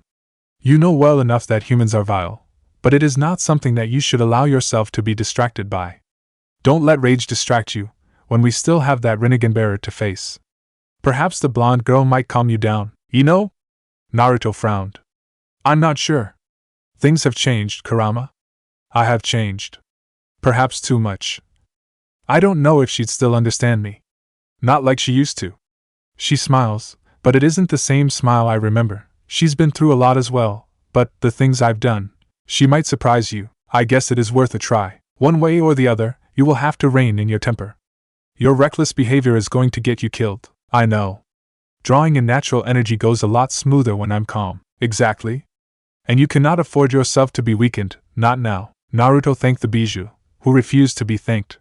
If Naruto wanted to thank him, Kurama had said, he would have to set him free. After dealing with this situation around the Jubi, of course. Hidden within the seal, Kurama at least had some protection from the Geto Mazo statue. Walking through the remnant of the village, Naruto barely paid attention to the shinobi who all gave him wide berth. He didn't care about them, really. Right now, Naruto had a different goal in mind. Ino would be at the field hospital, aiding Shizen. It was a guess, but she wasn't with Sunade, who was either resting or reading. She wasn't using her chakra at least. Shizen would be the second most likely person to look for. Also, Naruto realized that he wanted to check the civilians he had rescued. Not that he was expecting a thank you or anything, but he knew it would be a relief if he could see them alive. He knew they would need time to recover, especially the women, but at least they'd be alive. A part of him hoped that he had been quick enough to have spared them from being seriously traumatized, but the other part realized that this was most likely a fool's hope. These men had been a scouting party, traveling several hours ahead. Time enough to, Uzumaki-sama, can I help you? A young genin approached him. Well, young, she was about the same age he was, he guessed, perhaps even a little older. Everything he had been through, though, gave him the feeling that he was much older than his years indicated. There was a group of civilians from this village. Where are they? They were probably the only patients in the camp right now, but they were setting up for a much greater capacity. At most, this camp would be an hour away from Amigekure, close to the front lines. Naruto knew that most Chunin and Jonin had already been assembled and were heading there. In a little while, he too had to go, before Shikaku's plan would commence and the Chunin and Jonin would assault Aim's defenses. At that point, the first casualties would be brought in. Medics would be in the field, stabilizing the wounded, patching them up to a condition that they could be brought to this camp. That was why there were genin here. Logistics was what the task was called. The truth was more gruesome, as it usually was. I can take you to them, Uzumaki-sama. There's no need to use such formalities. For the time being, I'm just a Konoha shinobi, like you, Naruto sighed. And there's no need to be so scared of me either. I'm not going to just randomly slaughter people. The girl swallowed before she nodded, still nervous in spite of his words, leading him to the tent where he saw a group of people, most of them asleep. Thank you, Naruto muttered. He looked around and noticed a black-haired young woman. How are they, Shizen? Physically fine, she hesitated. But I think I will ask Ino-chan or someone of her clan to help them cope with what happened. Would she be able to remove their memories? Perhaps, Shizen sighed. But that is, well, you of all people should know that such an act is rather immoral. Ignorance can be a blessing, Naruto remarked. Do you regret remembering who you were? It is pointless to regret what happened to me. If I'd regret anything, it would be what happened to someone else, he thought about Aesi. Besides, there are good things to remember, even if they hurt. But for them, what happened to them is only pain. Suffering without purpose or reason. I'd say they'd be better off not remembering. Perhaps, Shizen frowned. I'll ask Tsunade-sama. She would have to give permission for such an invasive treatment anyway, and she'd make a much better sounding board than me. Naruto smirked listlessly. Do you wish to meet them? I'm not sure if that is wise. You were the one who saved them, Shizen smiled. At least one of them was eager to meet her savior. I imagine it must be strange, being part of the forces that invade your home country. I suppose, the partially masked green-haired girl shrugged indifferently. I can't really call it home, though. Not anymore. Why not? Because I'd end up being tortured and killed if I went back, Swearin frowned, as if the answer to Ino's question was completely obvious. I can't call a place where I can't live my home, can I? I suppose. To think I once called him Kami-sama, Swearin smirked wryly, although her expression was hidden from sight as the bottom half of her face was covered. Ajisai, especially, worshipped them.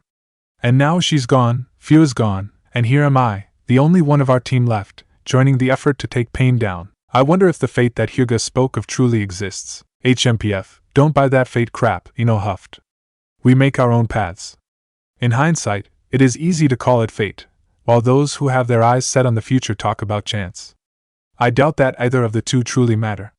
Whether our choices are predetermined or actually our own, we make them nonetheless. Blaming fate for what happens to us is just as futile as hiding behind the random nature of the world. Wow, it seems you gave that some thought, Swearin raised an eyebrow. Naruto-kun and Niji had a rather fierce debate over the matter. Ino struggled to find the right word to describe the confrontation between the two. While Naruto and Niji had clashed in terms of power, their duel had just as much been about their philosophies of life. Oh, Hyuga Niji? The former kunoichi of Amigekyo looked at the blonde. I met him and his team during the Chunin exams. A handsome guy, even if he acted rather coldly. He attacked you? Ino assumed. Lee, his teammate, is anything but cold-hearted, quite a contrast with Niji. Considering the setting, we did engage in combat at first, yes, but there was an incident that forced our teams to work together. It is still an odd thing to think about. All three of us hated Konoha, yet we still ended up seeing them differently. Ajisai even considered the bun-haired one as some sort of comrade. Bun-haired? You mean Tenten? I do, Swearin nodded. If you don't mind me asking, why is it that the people of AIM hate us so much? I thought it was clear by now. Your village, just like the other major hidden villages, used our lands as a battleground. Amigekyo suffered many wars before Hanzo established a truce. And even then there were plenty of incidents. Plenty of people got hurt and gained reasons to hate your villages. I never knew. You've seen why I wear these clothes, right? Swearin remained completely calm, but Ino could see that the girl forced herself to be that way. Whatever had caused those burns had not left a pleasant memory. Fear had her reasons as well, and Ajisai, well, let's say that her reasons were strong enough for one to never expect her to see that Tenten girl as a comrade. What happened to her? Not to her, but her sister. I see. I doubt you do, Swearin shrugged. And for your sake, I hope you'll never will. The blonde girl was too ignorant of the hidden atrocities of their world, being raised in a protected environment. The way Ajisai's sister had died, and the resulting nightmares Ajisai had suffered due to it, were something that Swearin strongly doubted the Yamanaka could truly understand. In fact, it would be better if she didn't. But it is irrelevant now, she is dead. And even in life, Ajisai was able to look past it. She lost everything and everyone, and yet had the strength in her heart to look past her painful past. Perhaps that is why she was able to see through the facade of Kunomori, unlike the rest of us. Is that why why he cares so much about her? Because they understood each other? You should ask him, not me, Swearin frowned. I don't think it is right to make assumptions about his emotions. There are some similarities between them, and Ajisai told us how they eventually fell for each other, but I cannot say how he thinks about it. I only know what Ajisai told me. And if I'm to be perfectly honest, he still terrifies me. He is rather intimidating, Ino admitted. Still, I know that deep down. If you hope him to be the same person he once was, you'll be mistaken. The green-haired girl made the Yamanaka cringe at that blunt statement. He might have changed due to regaining his memories, but from what I've seen, he is only more hurt by it. His feelings for Ajisai only seem to have grown in intensity. But you can see for yourself. Weren't you assigned to stay with him when the assault begins? The dreary weather was something he hadn't missed. Still, he was sitting down, having grown a log to sit upon. The mud wasn't really enticing to sit in, after all. He was already soaked enough as it was. Meanwhile, sitting down made it easier to meditate. Seeing the survivors had calmed him to some extent. Most of the men, women, and children who hadn't died at the hands of the Konoha advance party were completely terrified of Naruto. Only one woman, a brunette whose face had mostly been covered in bandages, had expressed her gratitude. After she did, the others had started to realize that Naruto had been the one who had stopped their torment, and had executed the scum who had inflicted all that pain on them. Still, to them he was just another shinobi, just another Konoha nin. He saw it in their eyes, even if they had been too afraid of him to say those things. It didn't take a mind reader for him to notice that.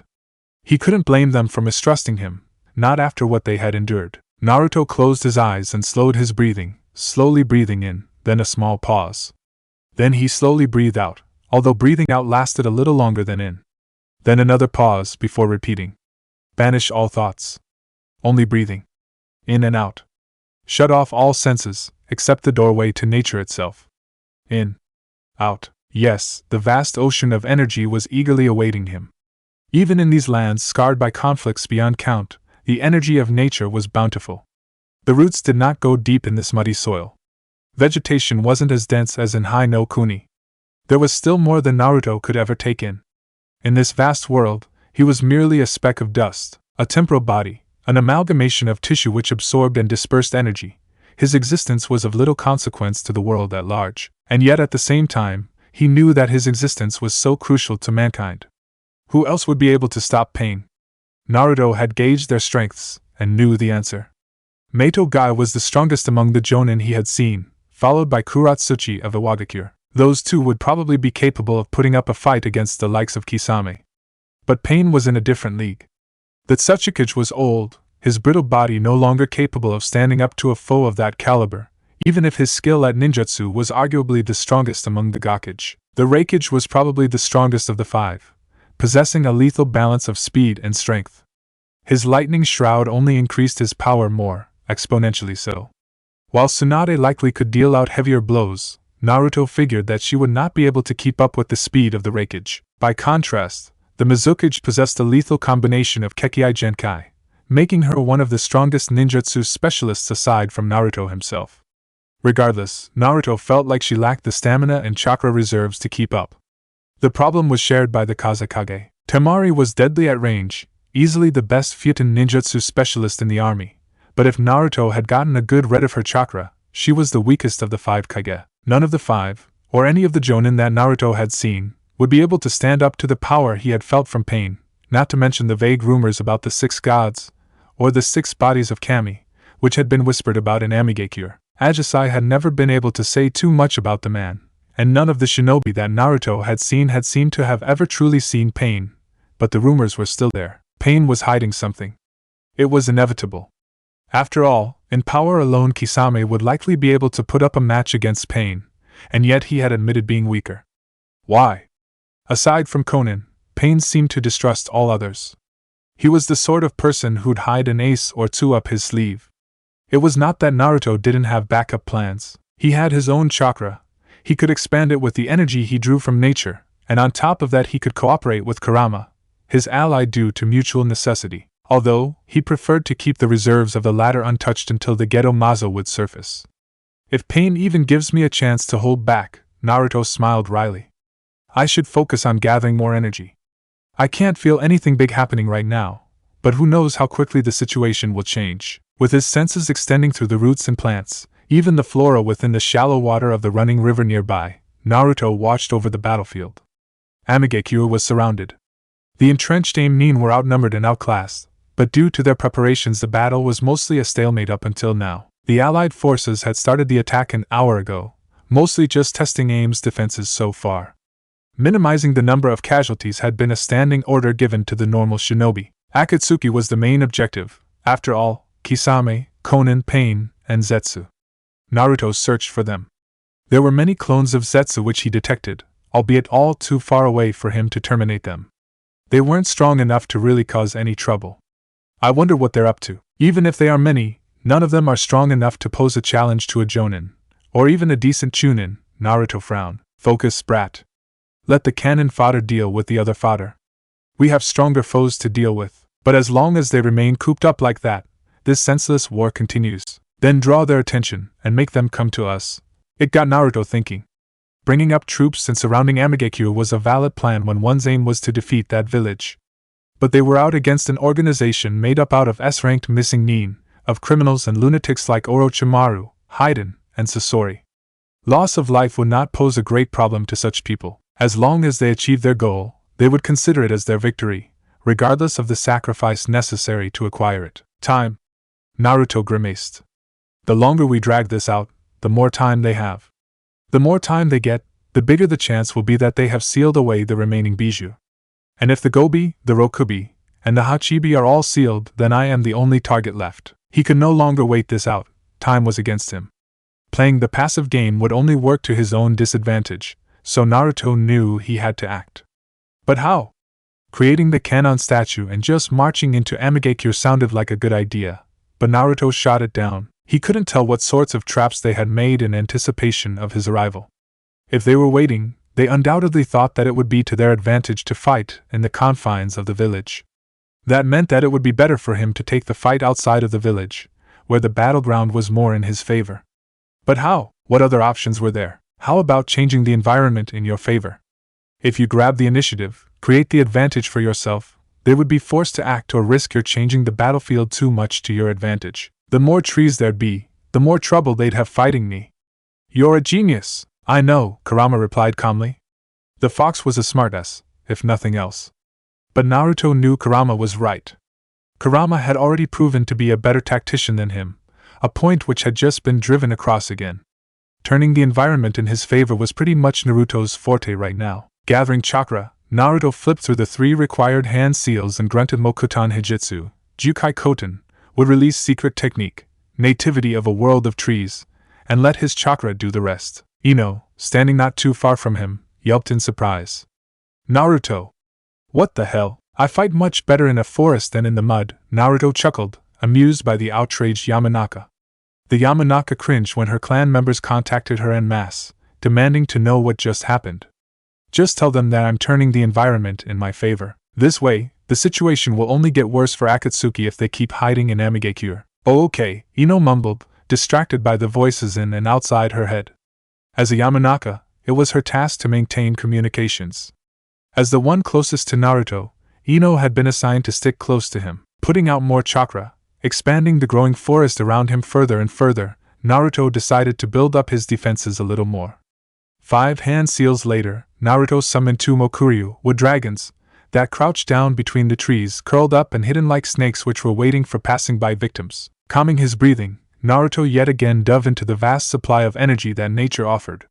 He had expended most of the chakra that had previously gathered, but replenishing it was fairly easy this way as long as he didn't exhaust his stamina. It wasn't long before Ino hopped down on the branch beside him. What are you doing? That red dot, and those lines you previously had, they disappeared when you did those jutsu. It is senjutsu. Sage mode, Naruto explained. I gather energy from nature, and convert it into my own chakra. It boosts my reserve significantly, in spite of the danger it can pose. Danger? Taking in too much energy would overthrow my sanity, Naruto shrugged. I'd lose my mind and go on a rampage. But with control, it is a rather useful power. I mean, it takes quite a lot of chakra to grow a forest in a muddy environment like this. The soil isn't really that fit for flora. Too much clay and too much water. Soon, Ino could feel the power radiating off Naruto.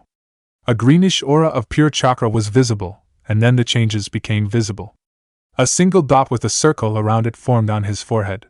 Similar red pigmentation formed around his eyes, with lines underneath them that extended to his ears. Combined with his thickening whiskers, she found Naruto looking rather daunting. It is time for you to leave, Ino. Get yourself to safety, and don't worry about me, Naruto warned. He used the nearby river to sneak past the front lines, he sighed, before raising his voice.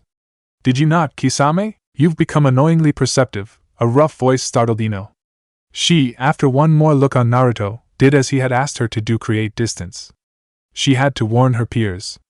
Sunade, Temari, Mei, those 3 were closest to his position. They had to know right now that Akatsuki had started to move. Where's the bravado, Kisame? Naruto chuckled. And where's your buddy? I admit that it is much harder to notice you when you don't have that fool at your side. Haiden is gone, Kisame grunted. Without any further ado, the shark-like man jumped forward. As Samahata unwrapped, the tailless-tailed beast of Kirigakure started his assault. True to his training as an assassin, the speed he now showed was beyond anything Naruto had expected. It almost cost him, it had been wise to leave those wood dragons near. If not for the intervention of one, Naruto would have lost a limb, or at the very least a large chunk of chakra, knowing the annoying abilities of Samahata. Scowling, Kisame looked at the dragon which had leapt between him and his target. You've been holding back on me so far, Naruto frowned. You really have honed your abilities to the point where it became practically unfair to fight you. Look who is talking. You just created a forest and 2 of those bloody dragons, and your chakra hasn't even dropped a bit, Kisame growled. I am the one who should be complaining about you holding back on me. I wasn't, Naruto disagreed. The power he now wielded was something he had gained after he last saw Kisame and Haiden, not that Kisame was giving him the time to explain that. Seeing the man literally cut himself through the dragon was not a sight that Naruto expected to see. He had put quite a bit of chakra into creating the automaton, after all. It seems like holding back against him would only cause me to lose more chakra than it is worth. Let's go, Kurama. His chakra surged even further, much to the elation of Samahata.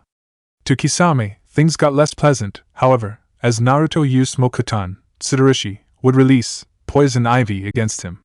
Before Kisame realized the danger of the seemingly insignificant plants, his legs had turned into an itching and blistered mess. It was a good enough distraction. Knowing full well that the usage of the smaller Mew was not practical, considering how those automatons pretty much attacked everything and everyone that wasn't Naruto, the Mokuton user skipped right to the strongest jutsu he had access to, Senpo Mokuton. Shinjuchiman Kanon, Sage Art would release. The true 11-headed Kanon, Naruto grunted, feeling the amounts of chakra which Kurama had lent him for this jutsu being drained as the statue grew to its massive size. Kisame's pointed teeth were visible in the wide grin he gave upon seeing his opponent's choice of jutsu. This was what Zetsu had shown them, the jutsu that had destroyed Orochimaru and Kakuzu. In addition, he could sense that the boy had barely weakened, making it clear to him that Naruto had relied on the Kyuubi's chakra for this. While not a perfect Jinchuriki yet, it made it clear to Kisame why Pain had considered the boy as such a huge threat. He was a great enough threat that Pain had deemed Kisame incapable of dealing with it on his own. It still pisses me off that I can't have a proper one-on-one battle with the brat, Kisame spat. It would have been glorious. Pieces of paper fluttered down as Conan descended into the battlefield. Not too far away, Kisame felt Jiraiya stepping out of the toad that had concealed his presence up till now, and through the chakra rod in his chest the old toad sage summoned all the paths of pain to this location. Kisame's mind was still reeling from the revelation that there were 7 entities which called themselves Pain. All the pieces were in place. The boy was surrounded. While Pain kept himself and Chikashoto, Animal Path, back until the time was right, using a summoned creature to hide himself, Kisame knew that they had outwitted and outmatched their opponent. While his chakra reserves and his prowess in Mokuton made him a monstrous opponent, the strongest that Akatsuki had faced up till now, Naruto would not stand a chance against their combined might. Looking down from the enormous sitting Buddha statue, Naruto saw his opponents surround him. He scowled, knowing that this situation was exactly why he had agreed to bring the other villages along rather than dealing with Akatsuki by himself. Sanin? Much to his relief, Naruto saw his old teacher appear. The man had taught him a lot about what it meant to be a shinobi, even if Naruto had only spent the waiting time between the second and third round of the Chunin exams with him. Jiraiya had given him the ability to summon toads, an art which was sadly lost to Naruto. He had tried to summon Gamakichi after he had regained his memories, but for some reason he had failed. Considering how he now partly consisted of Tobi's tissue, Naruto figured that his blood had changed as well. The summon contract was signed in blood, and the summoning jutsu used blood in order to create the necessary seal that transported the summoned creature. Naruto's relief turned to horror when his old teacher slammed a Rasengan through the wood dragon which had curled up, down around the feet of the Juchiman Kanon. As you can see, you stand no chance, Uzumaki Naruto, Pain droned. Tendo stepped forward. Naruto was confused, however, when he saw 4 more shinobi, all with the same orange hair, far too similar chakra, and even the same purple ripple pattern eyes. Lay down your life, Jinchuriki, and pave the path to a world of peace and prosperity, a world without war or needless slaughter. You can be the key, the one who ends the shinobi system. The other 4 paths stepped forward, now standing next to Tendo. Allow us to teach the world Pain, the 5 spoke at the exact same time. The intonation, timing, and all, it unnerved Naruto. Were the other 4 all puppets of the real Pain? And he felt 2 more, hiding out in the woods, all sending that same chakra signal. What was Pain? Which one was Pain? Were they all Pain? Naruto couldn't tell. Allow us to teach the world Pain, so that it may understand your desire for a world of peace, they continued. In knowing Pain they will grow. Standing atop the Juchiman Kanon, Naruto could hear the cries of suffering of all the shinobi through the ears of the 11 heads of the statue, in a way Pain could never realize it. The pain and horror of those who were currently fighting a war which shouldn't even have to be fought in the first place, he could feel it clear as day, as if Kurama's sensitivity to negative emotions somehow affected the statue.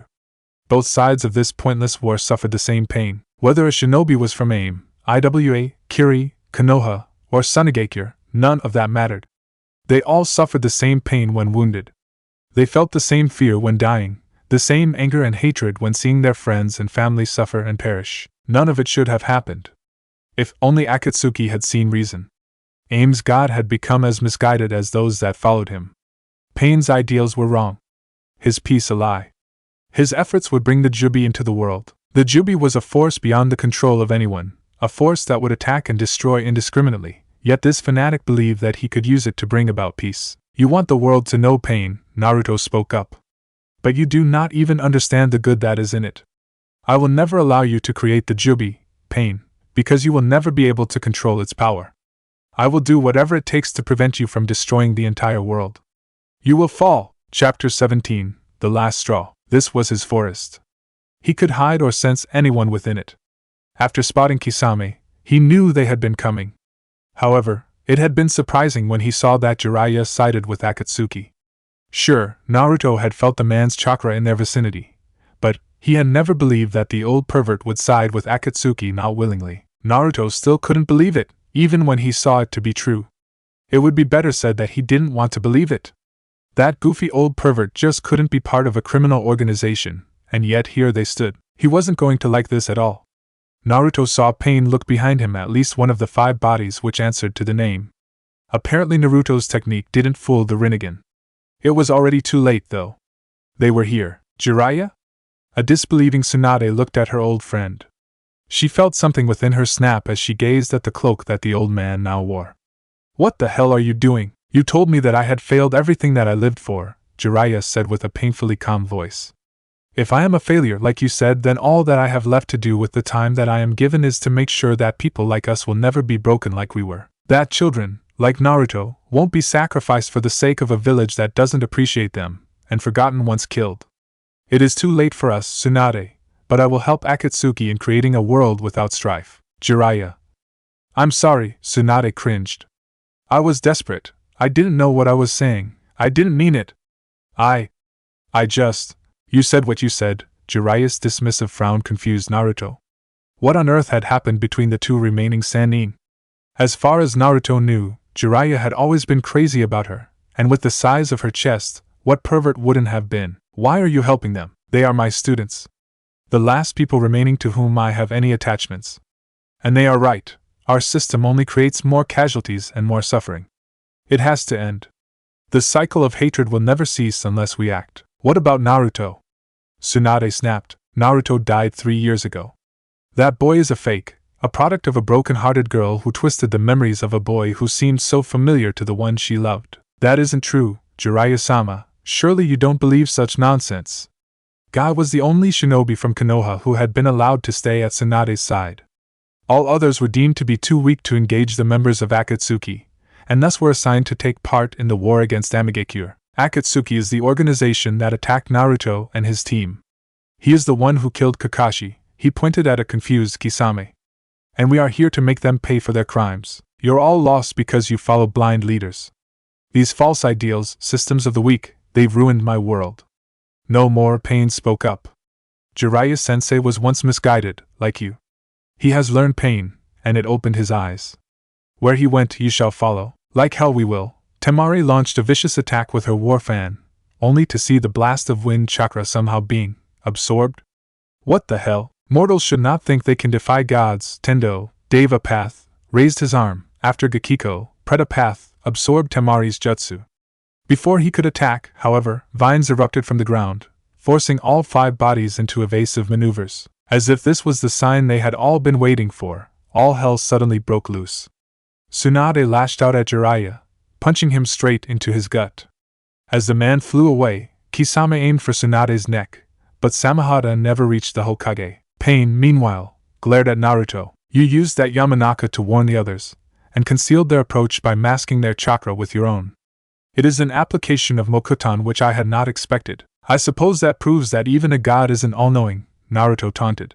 Or perhaps you're not the god you think you are? An explosion that forced all combating parties apart was the sole answer he got. She stared seemingly impassively at her opponent.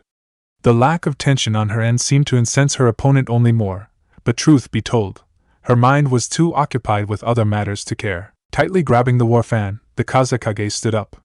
Conan knew that the explosive tags had managed to knock the wind out of the young woman. She idly wondered why the kunoichi seemed to be so angered, before recalling that Suna's Jinchuriki had been the girl's younger brother. Smearing some blood over her fan, Temari gathered an amount of chakra that forced Conan to pay attention to the battle. Futon, Okametachi no Jutsu, Wind Release, Great Sickle Weasel Technique, was what Conan heard before Temari launched a greater and stronger attack than she had done till that point. The heavy air currents created by her fan collided, creating vacuum pockets which served to slash her enemies to even smaller bits. Add to this a scythe-wielding weasel summon and, well, Conan was still not really worried. As long as she remained in her paper form, she avoided most of the damage. It was why Nagato's jutsu had bothered her only a little, previously. Unfortunately, the large-scale wind jutsu rendered her own Shikigami no Mai, Dance of the Shikigami, useless as well. It was pretty much a stalemate until one of the two kunoichi would run out of chakra, or find a way to outsmart the other. Someone cursed behind her, loud enough to be heard from a distance, and when Conan reformed and looked what had happened, she saw how Kisame's attack had been blasted apart. You were not even aiming for me. I was aiming for both of you, Temari growled. I'll exterminate you and your fellow Akatsuki scum. You will pay for what you have done. I thought that Sunade barely cared about its Jinchuriki. Conan knew it was a low blow, but in a battle of attrition, the one to lose her calm would likely be the one to lose. My brother changed. And you killed him! You even tried to twist his only true friend into an abomination, almost succeeding in the effort. I must admit I only learned the truth about Uzumaki Naruto when it was already too late. Somehow Temari had seen through Conan's scheme. Conan had to commend her for her perceptiveness. While not the strongest of the five, the Kazekage was clearly a highly intelligent young woman.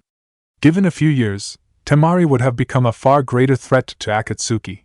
Sadly, time was against her. She had jumped up because she had seen the tags which Conan had been sneaking towards her, using her fan to glide through the air.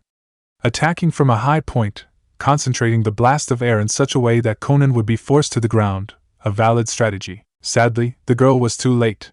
She had given Conan too much time to prepare, and she hadn't noticed how Conan had hidden herself, leaving a paper clone after Temari's previous large-scale attack.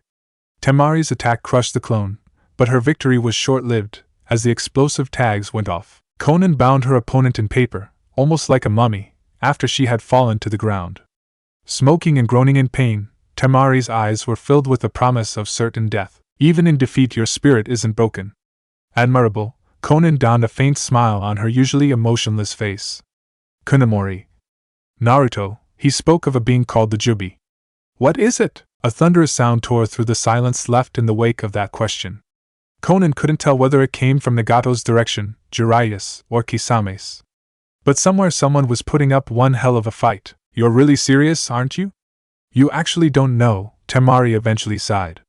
So, even the members of Akatsuki are toyed with. What is the Jubi? Conan repeated her question, not willing to waste time on idle chatter. Why did Naruto say that pain would be unable to control it? Because the 10 tails is the combination of all the bijou, all 9 of them, yet the sum of its power is even stronger than the mere combination of the 9. Even the Kyubi seemed to fear it, stating that it was beyond the ability of any human to subdue it. The same was said about the Kyubi. Well, there aren't any Uchiha alive, unless you have one on your side, Temari scowled. Then again, if the Sharingan would have been enough to control the Jubi, the Kyubi wouldn't have stated it was beyond anyone's ability to control. It knows the Sharingan all too well. Unless it was the Sharingan of Uchiha Madara, Conan realized how deep this treachery went. They were all fooled by the weakest among them. Nagato didn't know. Naruto didn't know. Only Zetsu, the one too weak to be considered a serious threat, knew. Zetsu played them out against each other, wanting to force Nagato into a situation where reviving Madara will be the only way out. But why is Zetsu manipulating Naruto to such an extent? Could it be that the Mokuton Kekkei Genkai could be used to subdue the Jubi? If it can't be controlled by the most powerful Sharingan in history, then perhaps having him, but Naruto would never voluntarily aid Zetsu. Keeping such a threat as a contingency wouldn't make sense. Madara? Hey, what are you doing? Leaving, Conan said, looking back at the exhausted Kazekage. The paper bindings dissolved, the seals having done their task. You are no longer a threat. Your war fan was destroyed by the explosion, and now I have left you drained from your chakra. I see no reason to continue this battle. What was that about Madara? Nothing, if I can do anything about it, Conan mumbled. Was Zetsu planning to use Madara to control Naruto? The Kyuubi's sole weakness was the Sharingan, after all. There were still too many unknowns. But one thing was obvious, Zetsu had to be stopped. Konoha Kaigenshu, Leaf Boulder Buster, lips turned upward, a grin unveiled the pointed teeth of the swordsman, amused by the pain he felt. Kisame had been bummed out that he couldn't get a shot at fighting Kunemori Naruto, but this wasn't as bad as he thought it would be. Sure, Akage would have been ideal, but this man in the green leotard was, well, he could probably mop the floor with most of the Kage. He probably just didn't get promoted to Hokage because he is weird, Kisame chuckled. Weird. Kisame couldn't recall the last time that he had rightfully been able to call someone else weird. Well, apart from Haiden. But Haiden wasn't weird per se, but rather just a lunatic. This green-clad guy was truly confusing, shouting random phrases regarding youthfulness, for instance. After the man had opened his sixth gate, Guy had become a true challenge. Kisame had rarely met anyone who had been able to outpace his ninjutsu. Worse, the man didn't rely on ninjutsu himself, pretty much negating the usual advantage that Samahata gave the shark-like man. TSK, you really are a strange green beast, Kisame spat, emptying his mouth of blood. Getting an elbow to the head was never too pleasant, but with his pointy teeth, although Kisame always had to mind not having his tongue sticking out. I told you, Guy shouted. Kisame wondered if the man had some defect with his vocal cords, enabling only to shout. I won't let you get away with this. Meh, it's not like I killed that eternal rival fellow, Kisame shrugged. I swore I would avenge Kakashi's death. Hashiman Tanku. 8 Celestial Gates. 7th Gate. Open. I just told that idiot that I didn't kill Kakashi, didn't I? Kisame felt a drop of sweat running down the back of his head. Howl, my youth! Was the only warning Kisame got before he turned into a human pinball. The situation got even more precarious when he lost his grip on Samahata. Enough! Kisame growled. Fighting was a fun way to get the heart pumping, one of the few things that actually made the weathered shinobi feel alive. But Kisame had no intention of losing. Guy's speed was a great disadvantage to Kisame, but not one that the former Kiri shinobi couldn't circumvent. Suiton, Daibaku Sui Shoha, water release, great exploding water colliding wave. Using the water from the nearby river, the water from the rain that soaked all the soil around them, and the moisture from the raining skies, Kisame created a huge tidal wave of water, crushing into the location where Guy was standing. Now you're fighting on my turf, green beast, Kisame glared at his opponent. Suiro's same Dori no Jutsu. Water prison shark dance technique. The jutsu uncharacteristically exhausted Kisame, but without Samahata and a target to drain, Kisame could only rely on his own chakra reserves. As vast as they might be, casting 2 consecutive high-level jutsu was draining for anyone except a Jinchuriki. The water rose up, forming a giant dome. Kisame was at the center of it, but Guy was too close to escape. While Kisame had the ability to breathe underwater, Guy could not. Never had Kisame lost a battle after using this jutsu. That he was forced by Guy to use it was an acknowledgement of the man's skill. As far as Kisame was concerned, something tugged at his hand, and Kisame's grin widened when he saw his partner had returned. The sentient blade, however, seemed far less pleased. It was worried, restless, and agitated by the chakra that permeated the area. There was something seeping through the ground, leaching and draining everything that had even a modicum of energy. A sense of wrongness distracted Kisame, just enough for him to fail to notice the approach of a trio of shinobi. The kunoichi launched a barrage of weapons, many of them with explosive notes attached to them. Kisame, strained by the unearthly energy drain, worn down by expending so much chakra, and distracted by whatever caused such a disturbance, was unable to maintain his jutsu under the barrage of explosions. Good job, Tenten, the more boisterous of the 2 remaining shinobi exclaimed. It was a smaller version, a copy almost to the smallest detail, of Mado Guy. The other, a Hyuga, considering the eyes, was nodding in agreement. There were teenagers, kids. Get lost, Kisame growled. I don't want to waste my time on a couple of brats. Whatever unnerved Samahata did little to improve Kisame's mood. That chakra wasn't pains. Yes, Kisame could clearly feel his leader's chakra, but that other source, could it be Naruto? It was heavy, smothering, yet Samahata for some reason refused to absorb the traces that were running through the ground. Or was it that his blade was unable to absorb it? Somehow, that idea vexed Kisame even more. Naruto died 3 years ago. That boy is a fake, a product of a broken-hearted girl who twisted the memories of a boy who seemed so familiar to the one she loved. Those words hurt, worse than she had ever expected. Jiraiya had talked about her as if she was some kind of delusional, lovesick little girl. It hurt so much because she too doubted her own sanity. The sorrow and grief she had felt after she thought that Naruto had died, followed by the foolish hope that he was still alive, the hope that came true. He survived. He was alive. Yet, a boy who seemed so familiar to the one she loved. What Ino found was not the same Naruto she had always known. The Naruto she knew, the Naruto she loved, was he still there? He had changed so much, in the entire way he behaved, even in how he talked. It terrified her. It scared her that the boy she had stubbornly refused to stop caring for had become so different. He loves Aesi now. He has experienced so much pain. I know, because I know how much it hurts to lose the one you love, Ino grimaced. She couldn't blame him for falling in love with another girl, not when he had lost his memories for such a long time. Aesi died. Naruto-kun is hurt and confused, but after this war, perhaps I should keep hope. But it feels so despicable that I am allowed to hope, only due to the death of Aesi. And yet I can't think of anything but that foolish hope. Hope. It was the very thing which Jiraiya seemed to have lost. Whatever happened between Sunade and Jiraiya, Ino did not know.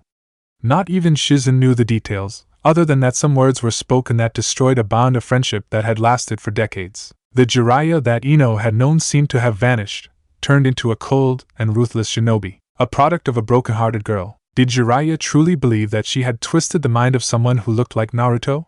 Why would the man even think such a thing? Regardless of the conflict between the two Sanin, that made zero sense.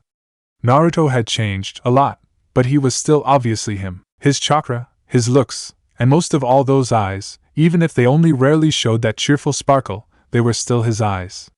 It was so obvious to her that she wondered why Jiraiya did not see it. Or did he not want to see it? Ino knew better than most that Jiraiya cared a great deal about Naruto.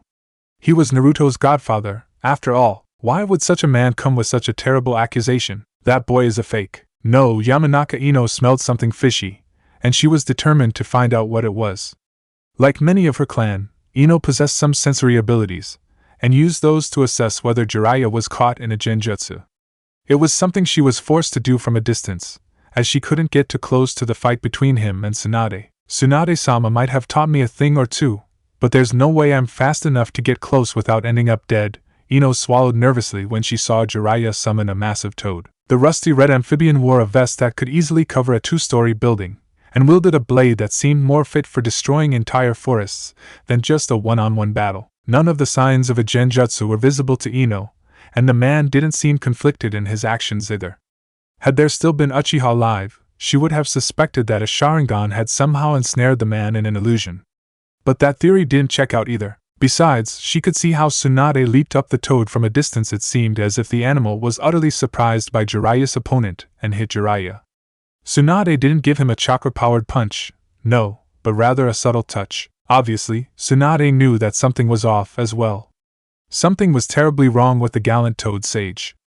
Akatsuki had caught him, warped him, turned him against Konoha. Why? How? Ino pushed her brains to find an answer. She had to find it. If Jiraiya could be freed from whatever hold that Akatsuki held over him, the Alliance would gain a powerful shinobi. Ino was determined to change the course of this battle for Konoha, for Sunade, for Naruto. He had been floating in that body of water, which had unexpectedly risen up and enveloped him. Part of him had considered opening the last and 8th gate, which would lead to his death, but dying right now was not something that seemed very appealing. Not to mention that releasing the 8th gate here and now would a violation of his father's wishes and Guy's promise. While Mato Guy was pretty sure that he could defeat Kisame if he released that power, he wasn't sure whether or not he could reach any of the others in time. Sunade was fighting Jiraiya, who had somehow betrayed everything that he had ever stood for, and Naruto was fighting against the leader of Akatsuki. Things weren't looking good. The other part of him, however, had a far more pressing matter to worry about. Taijutsu, especially his style of taijutsu, demanded a lot of the body. Adrenaline was rushing, the heart was beating at an incredible rate, and his breath, when a human body is pushed to the limits, it demands more oxygen. Guy had pushed his body 7 steps beyond its natural limits. Not to mention, the water had caught him by surprise. There was no time for a last deep breath. He was running out of time and options, and fast. That was when he saw his team, his 3 precious students. They set him free. Tenten blowing up the dome of water, while Niji and Lee rushed in to extract their Soku-sensei. Guy couldn't say whether he was extremely proud of the trio, or extremely worried that they had got themselves involved in this mess. It was neither pride nor worry that Kisame felt, though. Suetun, Senshikuko, water release, 8,000 feeding sharks, he roared out in fury. Guy paled, but had no time to think. Kisame had just created, it seemed, 1,000 sharks out of water.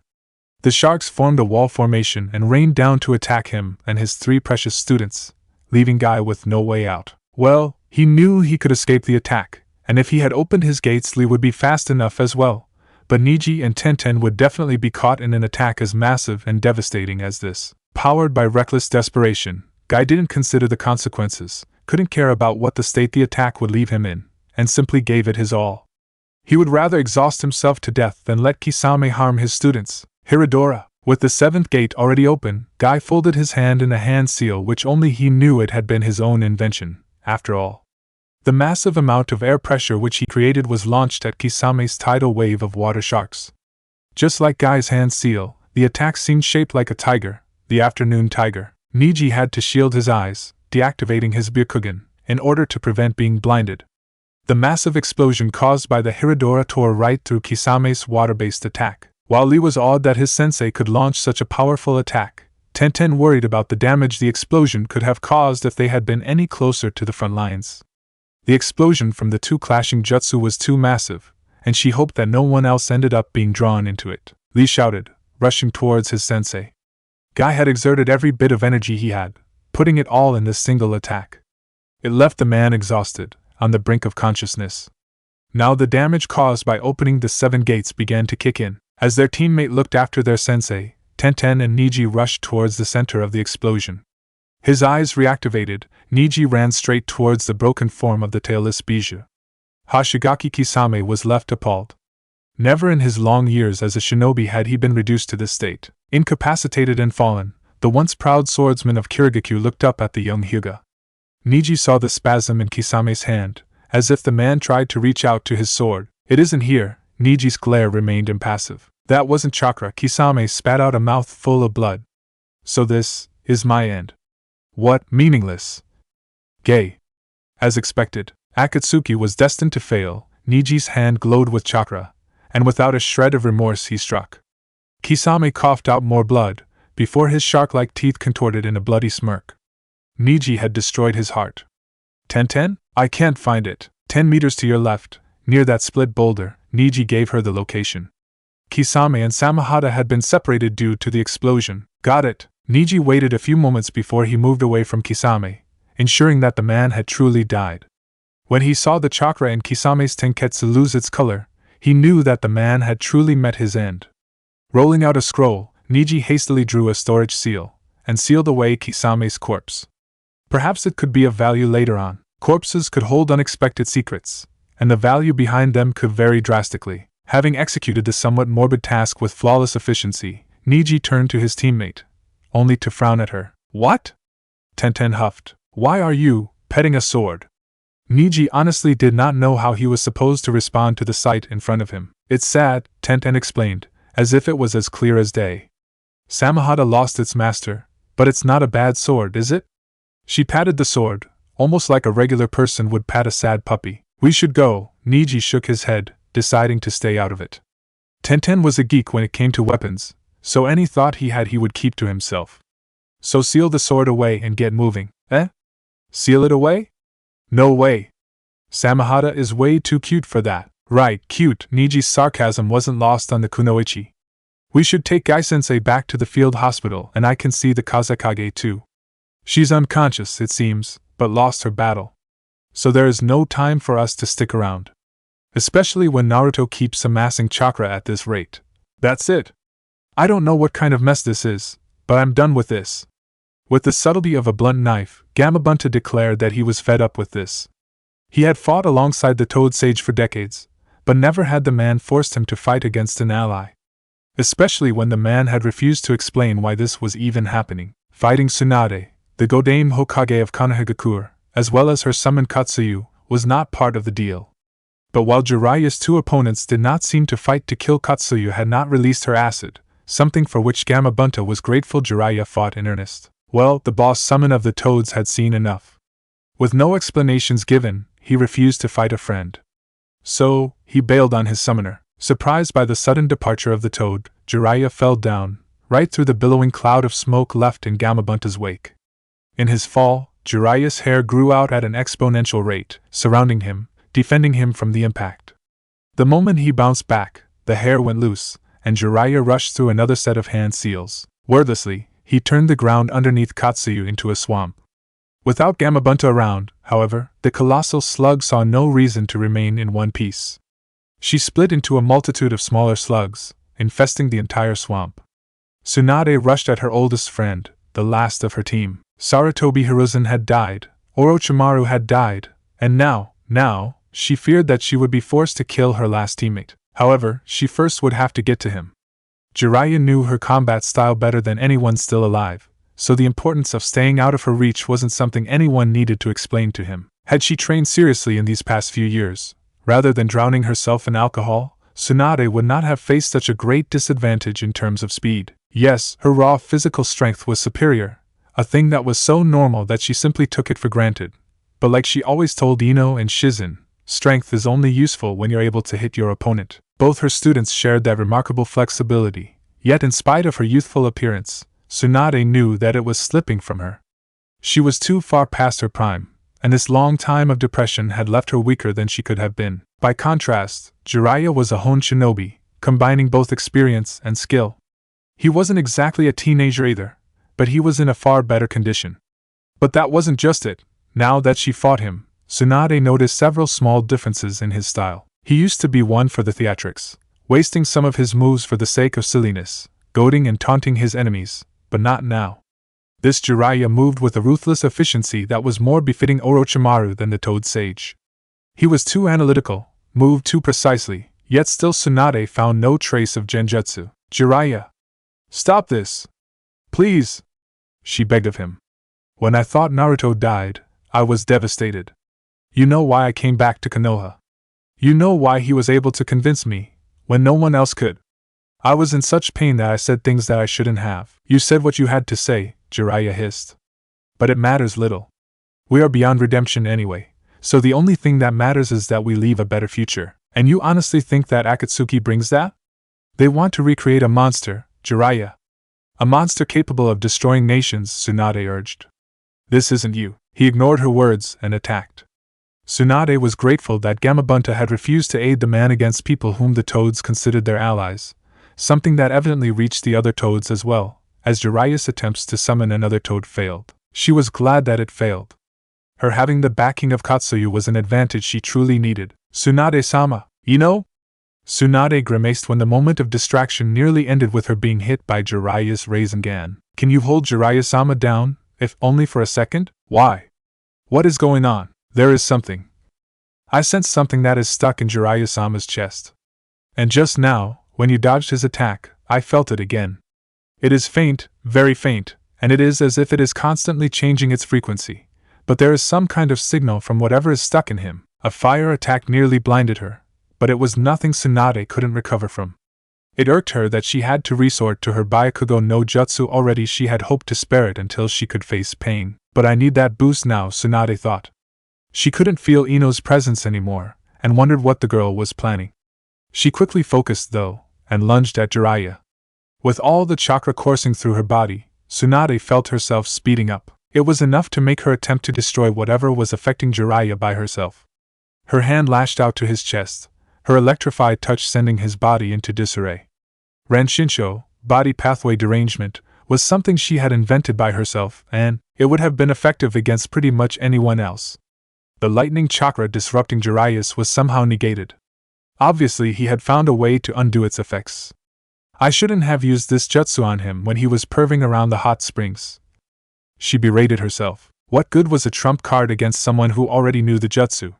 Still, he faltered, if only for a second, long enough for her to grab hold of his left wrist, a hold which she refused to relinquish. Rasengan, he grunted. Before she had the chance to grab his other arm, Jiraiya had already formed the deadly spinning orb of chakra. She had a choice to make, only a split second to decide whether to let go of his left wrist or to take the attack. Jiraiya was faster, and without Katsuyu inhibiting his movement, he had to dodge her acid attacks. She knew that he would eventually defeat Sunade. As her assistant, and to some degree also her student, Yamanaka Ino knew better than most how durable Sunade could be. Still, a battle of attrition was not in her favor because Senju Sunade was not fighting to kill Jiraiya. Ino knew. She had seen the woman grieve for Naruto, but that mindset had only worsened due to the falling out she had had with Jiraiya. Every time Sunade mentioned him, Ino had seen the pain, guilt, and shame in those brown eyes. That was why she had proposed this specific strategy. Sunade wouldn't be able to harm him, and Ino didn't want her to. No, it was better to hold him down, so that Ino could strike at the point where she sensed that strange chakra signature. It all made her feel very powerless. Amongst an entire war, with people fighting for the fate of the world itself, here she was. The most valuable thing she had done so far was aiding and healing those unfortunate souls who had been targeted by Konoha scouts, who took out their hatred against Amigekure on those innocent people. Oh, and she informed people when Naruto was attacked. My moment of glory, she thought cynically. Mentally conveying to my fellow clan members that Akatsuki had started to attack, after which I'm told to keep my distance and stay out of it. It'll be over my dead body if that's the most valuable thing I'll contribute to this war. It was not that Ino had any illusions about her combat abilities. She was nowhere near as strong as an S-rank shinobi. They were right that she'd be a liability in such a battle, as she would be killed in a matter of seconds. She had seen some of the monstrously strong jutsu Naruto could pull off, which made her look at her own kunai with disgust. Was such a trivial thing going to hold her back? No. Even the smallest of pebbles could cause a landslide. She was no quitter. She was a proud kunoichi who'd carry her own weight in one way or another. It was that tenacity that she had learned from another blonde. No matter what, he'd never give up, so neither would she. She'd show him, make him notice her again, and prove that hope should never be abandoned. Such resolve the young girl had. Yet it was so easily shaken. All it took was for a Rasengan to drill its way into Tsunade's shoulder to make Ino lose her momentum.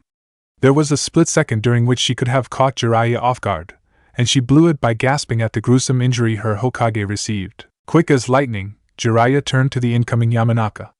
Oxygen was drawn to his lungs, further fueled with chakra, as Jiraiya prepared his attack. Ino's eyes widened. A Katon jutsu from such close range, with such an amount of chakra behind it. It definitely created quite a bit of steam. Sunade knew she'd have to apologize to Katsuyu later, as many of the slug's smaller forms had ended up in the inferno, but she'd lived through that. The slug was far too durable to be crippled by the loss of a few of her parts. Ino, on the other hand, would not be so durable. As such, Sunade had used all of her strength, in spite of her injury, and dragged Jiraiya away. She still held his left wrist, after all. The flames flew over the area which Jiraiya had previously turned into a swamp. This time, it was he who was caught off guard. The moment he needed in order to regain his footing was the moment in which he lost sight of the young Yamanaka. The moment he needed to locate her again was all the time she needed to strike at his chest. Paper fluttered through the air, unperturbed by the changes in the world. Something was going horribly wrong, that much was obvious, but Conan knew there was little she could change about it. She was unable to halt Nagato, and knew she could do just as little to stop Naruto. Even before he had left Amigekure, when she still knew him as Kunomori, he had demonstrated how shockingly easily he could counter her jutsu. Deadwood was how his clone had described her paper. While she had not let him notice it, Conan had been taken aback by the ease with which he had detected and countered her. He had known all along how she had kept an eye on him, and merely allowed her to do it. No, there was nothing she could do to prevent Nagato and Naruto from clashing, not now, not when Nagato had fallen so deeply. Her friend had forgotten everything that he once stood for, and become a twisted parody of himself. Conan knew exactly who was to blame for that. As a sickening chakra crept through the atmosphere, seemingly draining the life from all vegetation, Conan instinctively knew what had happened. Nagato had used his trump card.